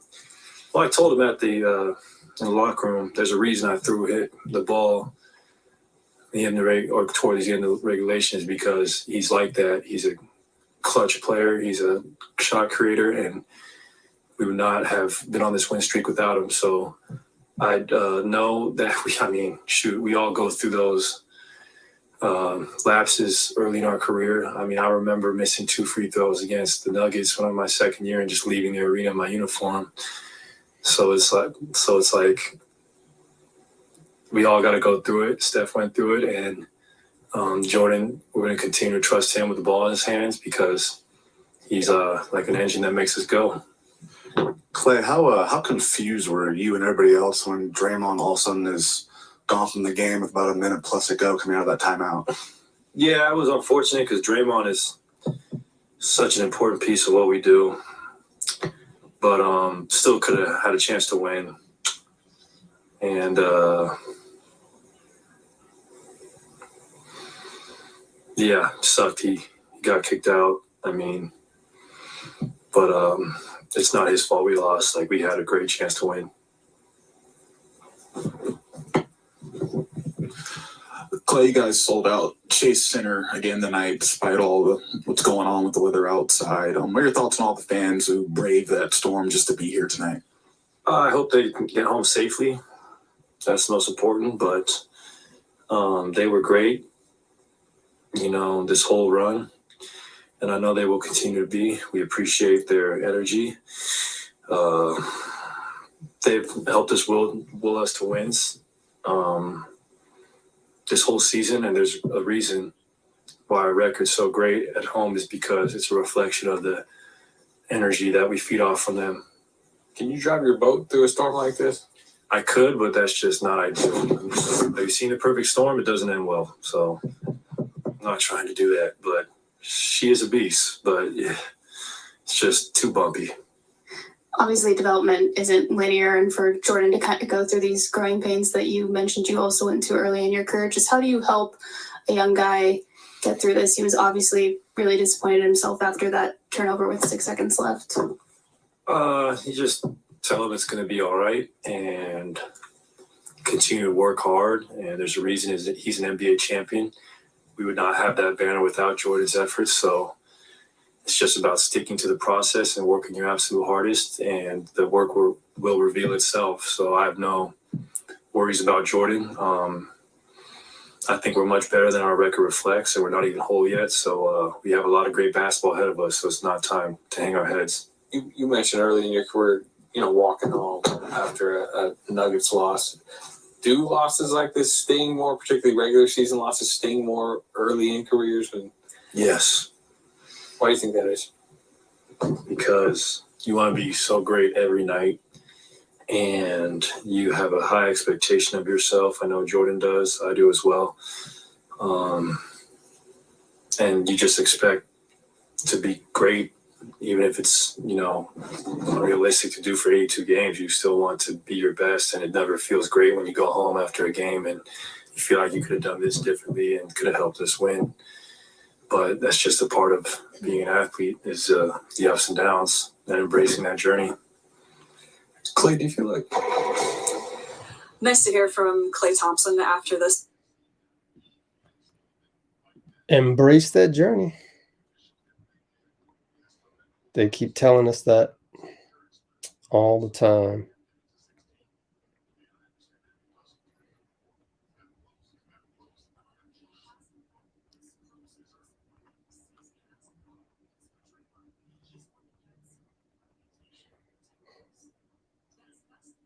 Have you seen A Perfect Storm?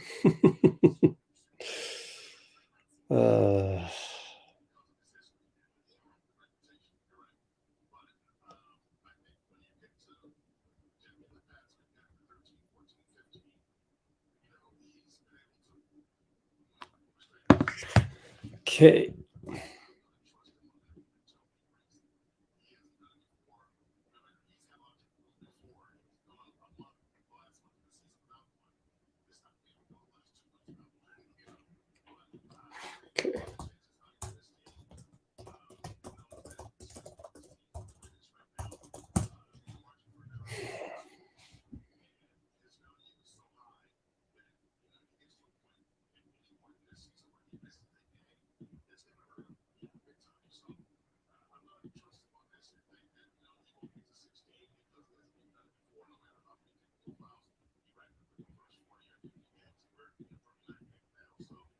All right. Oops.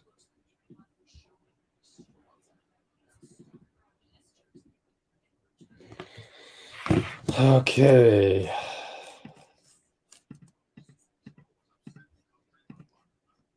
Let's go here. Take that away. Let's see if there's anybody else on the podium besides Klay. Let's see if there's any other stuff from here. Okay.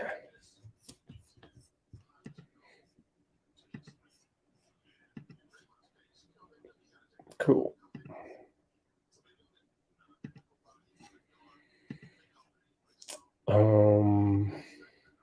So Klay is going up right now.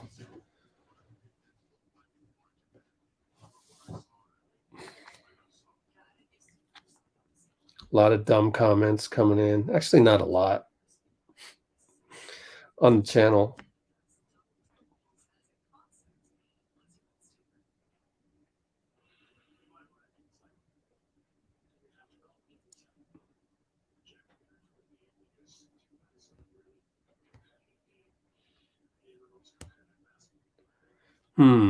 Should I block that guy? Subscribed for 8 years. I just removed his comment.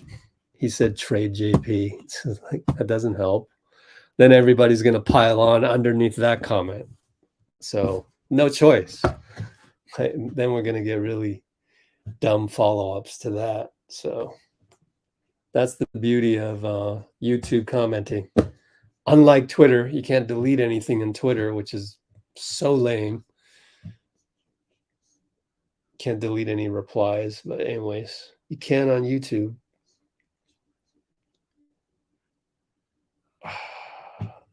Wants to be, yeah. Well, I mean, after Steph retires, guess who we're gonna look to? It's gonna be Jordan Poole. Oh gosh, with the trade proposals, really? Have you done the homework? You got to go do the homework. The homework is as follows. You go to Hoops Hype. Well, your salaries. I can't wait to see. You want to trade for Conley. You want to trade for Conley. I already know what his contract is. You want to trade for 22 this year and 24 million next year. Who do you want to trade? Jordan Poole, even though their salaries don't match today, you can't even do that. I mean, Calvin, you are exposing yourself as basically a casual. You have to go look at salary cap tables, my friend. I'm being nice to you here. You are going to look really silly if you're trading for Lowry, Van Vliet. I mean, you've got to know these salary sizes are ridiculously high. 20 million, like Moody and Wiseman, that's what, 2 million, what, 4 million maybe, Moody? I forget. Wiseman's 12 million. That doesn't even get you to within 25%. Why would you do that? But your whole premise is flawed because I can already tell that you don't understand salary caps. And why would Toronto trade Fred Van Vliet? And why would Lowry's on Miami? Let's see how much he's making. Just out of curiosity, I'm literally only interested in continuing this conversation because I'm genuinely curious to reinforce my knowledge of these salary cap tables, what Kyle Lowry's making, and he's making 28 million. You can't even match the salary.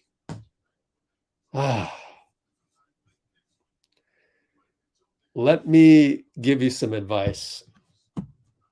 Don't ever comment those types of comments until you have mastered these salaries.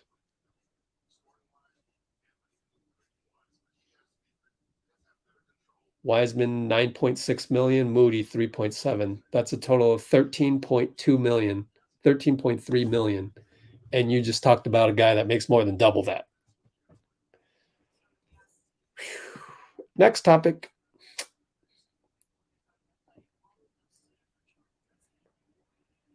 That's aside from the whole point about why the team would make trades, and we're good. We just need to play better. Where were you after the Atlanta win? Were you in? Why would you trade today and not the other day? But it's just, I'm shooting fish in a barrel right here. I'm sorry. I don't even want to talk about it. It's just so silly. It's like, I'm going to do you a favor and go to the next subject. I know. We just won 5 games and we're talking about, how would that make Bob Myers look? That's the other side of this. Aside from the most trade scenarios can be blown to smithereens just going to Hoops Hype and looking at these tables.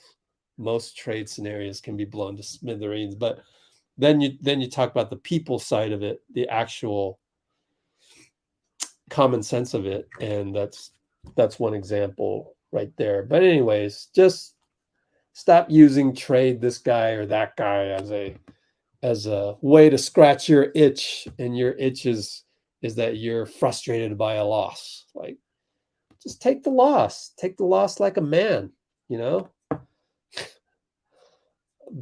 Act like you've been there. Like, you know, you're going to take a lot more L's in life. Trust me. You don't want to be complaining. Something goes wrong. Some girl cancels on you on a date. What are you going to do? You're going to take it like a man, or are you going to be like, oh, you should have done this, you should have done that. This is all your fault, and this, that. You ain't gonna, you're gonna have, a 0 on the attraction scale. Nobody's gonna want to be with you if you're that type of person. And this goes for all complaining all across social media. Go clip this and send it to Twitter. Like, there's no difference when you're complaining about the Warriors after a loss. That tells me a lot about the type of person you are in real life. Do I want to hang around you as a friend? I'd rather go make a video by myself and not spend any time socializing with people that complain all the time, right? It's all the same. Got to conduct yourself better out there. And it starts right here on social media. Get some practice on social media.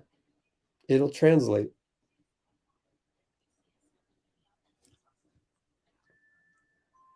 Let's see.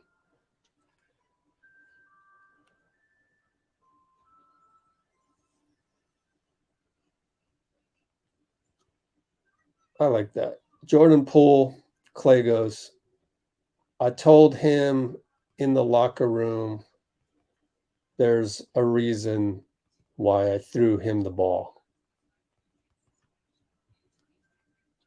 And then somebody's going to take that quote and turn it into something negative, I bet.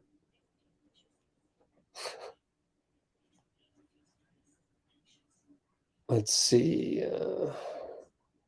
Got to fit a perfect storm in here somehow.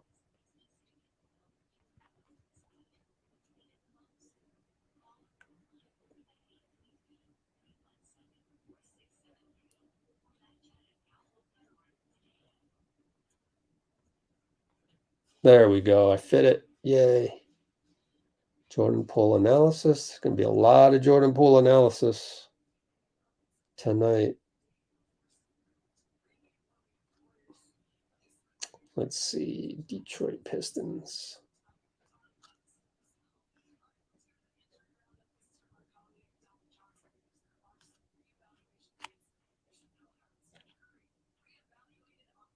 Ooh, no, that didn't work. Hold on. I got to post the Klay video before I do anything else. So this will take some time as I do a million copy and paste things.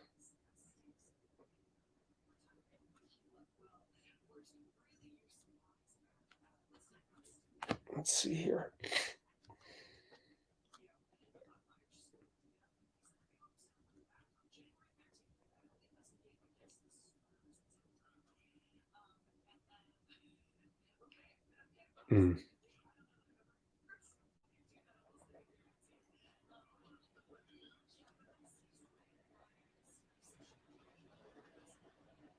Still raining cats and dogs over here. Klay Q&As.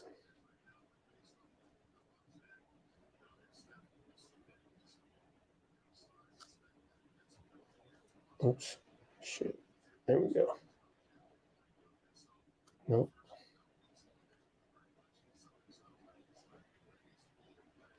Klay's been at the podium a lot lately.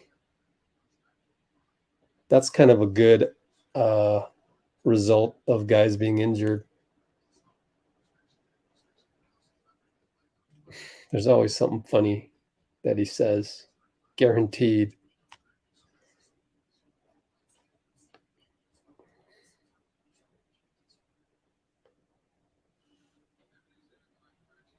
Oh, let's see. Oh, they're really milking the Steph Curry interview. Okay, what's a good quote from Klay that I haven't used yet? Have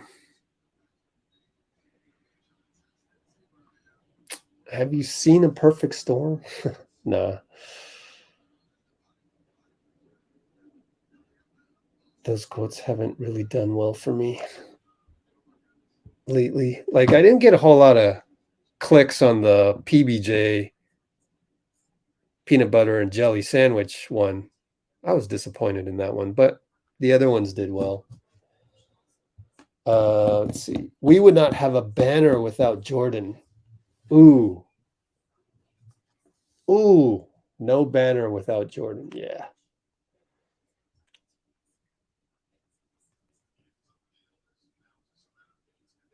No banner without Poole. Klay Thompson.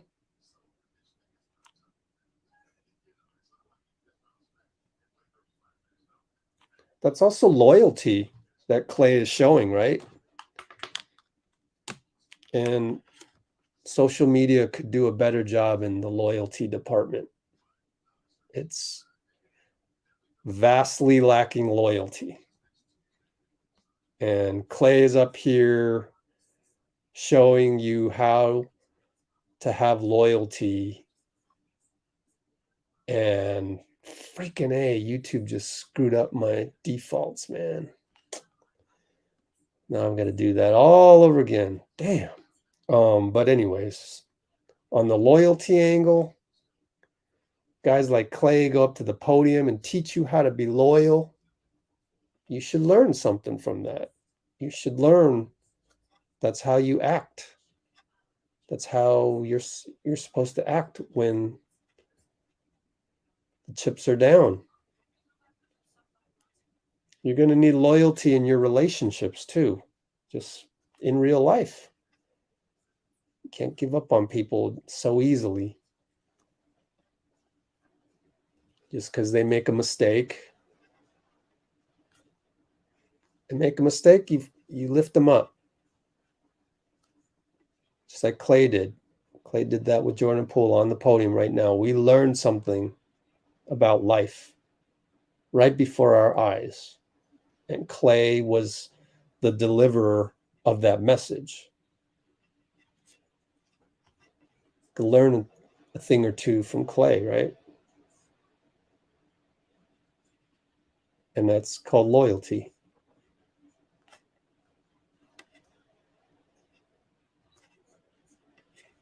So the full quote on that was, get the full quote pretty soon.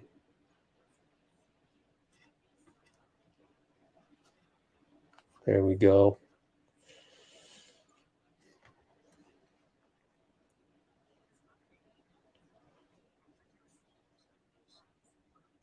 How's the weather in the South Bay, Roland?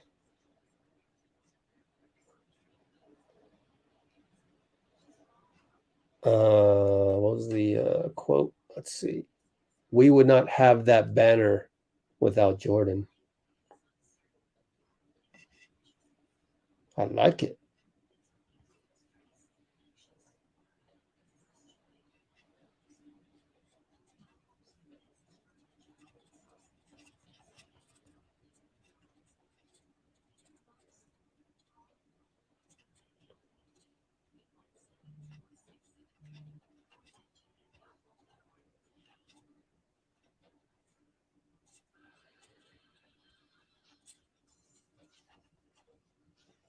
Oh, I'm getting to that point where I really do start to miss Steph.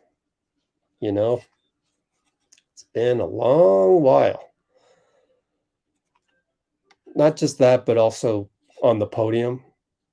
I mean, it was nice to have Steph on the broadcast, but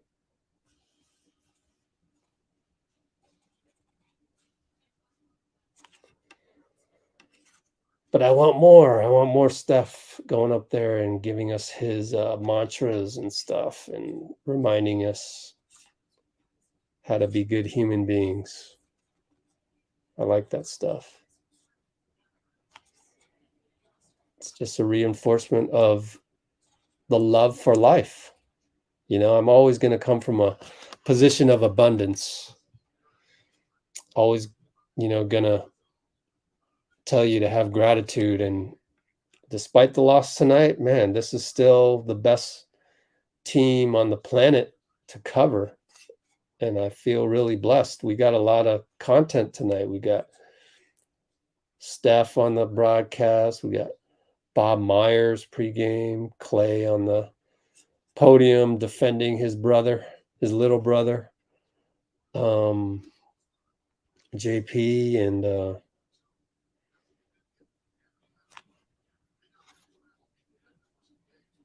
I think that's pretty cool. Don't know that there's another team out there. I mean, even like FC Barcelona, the Tiki Taka guys, they only, what kind of behind the scenes videos are there of FC Barcelona? Might not be that much. So let me download this one.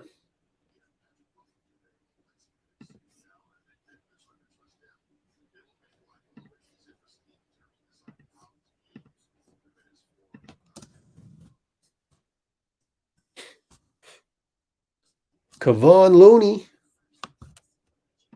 Gonna get Kevon pretty soon. Kevon is always the guy they go to after a loss, but that's okay. He always has something good to say in the face of adversity. So Steve talked for 5 minutes and 55 seconds. How much of that did I get?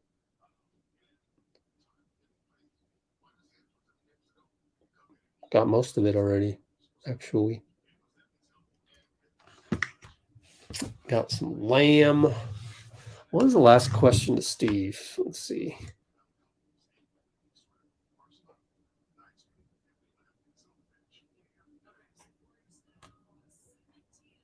On the design played to Klay's 3. Let's see if I can pull that up, actually.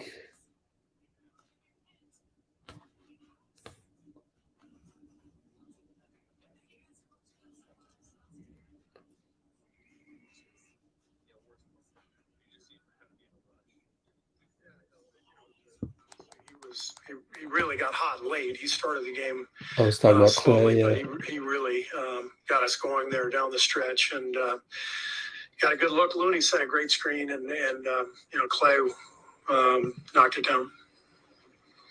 Okay, let's see. Started the game slowly, but he really got us going there down the stretch and got a good look. Looney set a great screen, and Klay knocked it down. That's it. There were no other questions after that. Okay. Don't need that one anymore. Don't need that one anymore. Empty the trash. Let's see. Got Looney at all? Got Dwayne Casey. Only 1:28 of Looney. At least it's a short download. Everybody wants to go home at the arena. Everybody wants to go home. It's raining. It's a loss. I feel for the reporters. These losses, man, I can't even believe, like 2019, I went to so many losses. That's some sacrifice right there. I know I got to go to the game and cover the game and all that, but there's still some sacrifice on the other end of that. On the flip side of that coin. And that was that Oracle? No, that was Chase Center. How did I get there? I had to take the bus because I used to live in Ingleside and there wasn't enough room to park your car out in that neighborhood of San Francisco. So I had to take the bus, and I'd take the bus home at like 1 a.m. and take BART. I would have to take the bus that goes from Chase to BART. I think it's 33 or something like that. And then go from 16th and Mission back to Balboa Park, and then take the bus from Balboa Park. Oh, awful, man. It was awful. And I had to carry my heavier laptop back in the day I'd rather be here with you guys and doing it this way. Those games sucked when we lost, but I just kept doing it. It was all I knew how to do, and it helped me get through a really tough time in my life as well. So, all right, well, there's going to be Ty Jerome, Anthony Lamb, and Ty Jerome.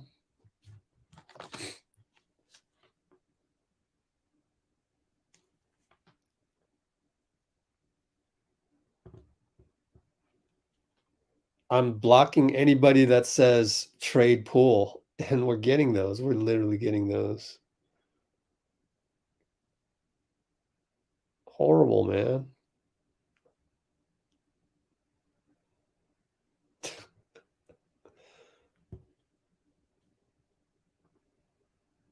I'm so sick of JP with reckless shot attempts. Bro, I'm sick of you.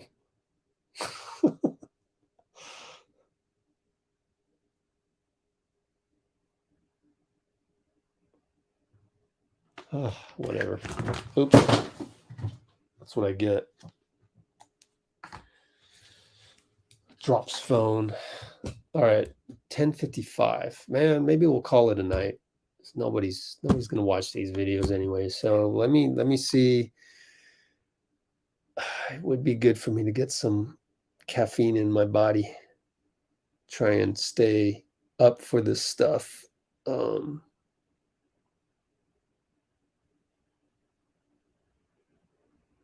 That one's closed. Yeah. Okay. Let's call it a night. What do you got in the comments for me? Yeah, right. Warriors are still a great team. Right, Bo? Bo knows. Bo knows. What's up, Bo? Good to have you here, man. What if you were actually Bo Jackson? Oh my gosh. Right, two-way contracts don't play. So we're going to convert one of them. And we talked about that earlier. It's in the description. You can go after we're done with the live stream and go back to the discussion later. But I think it's too early to predict. Why predict? Let's just enjoy the season and go with it.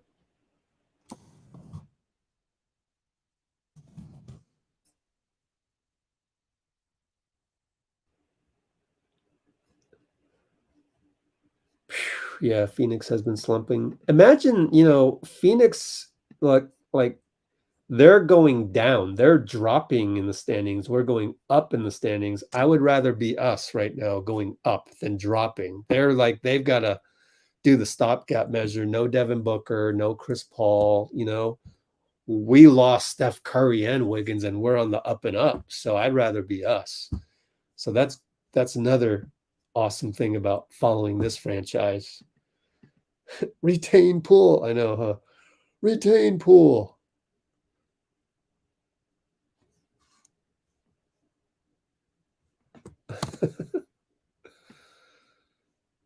You got Bo Jackson.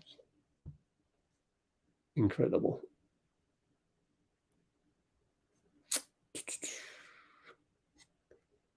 Yeah, best culture in the NBA.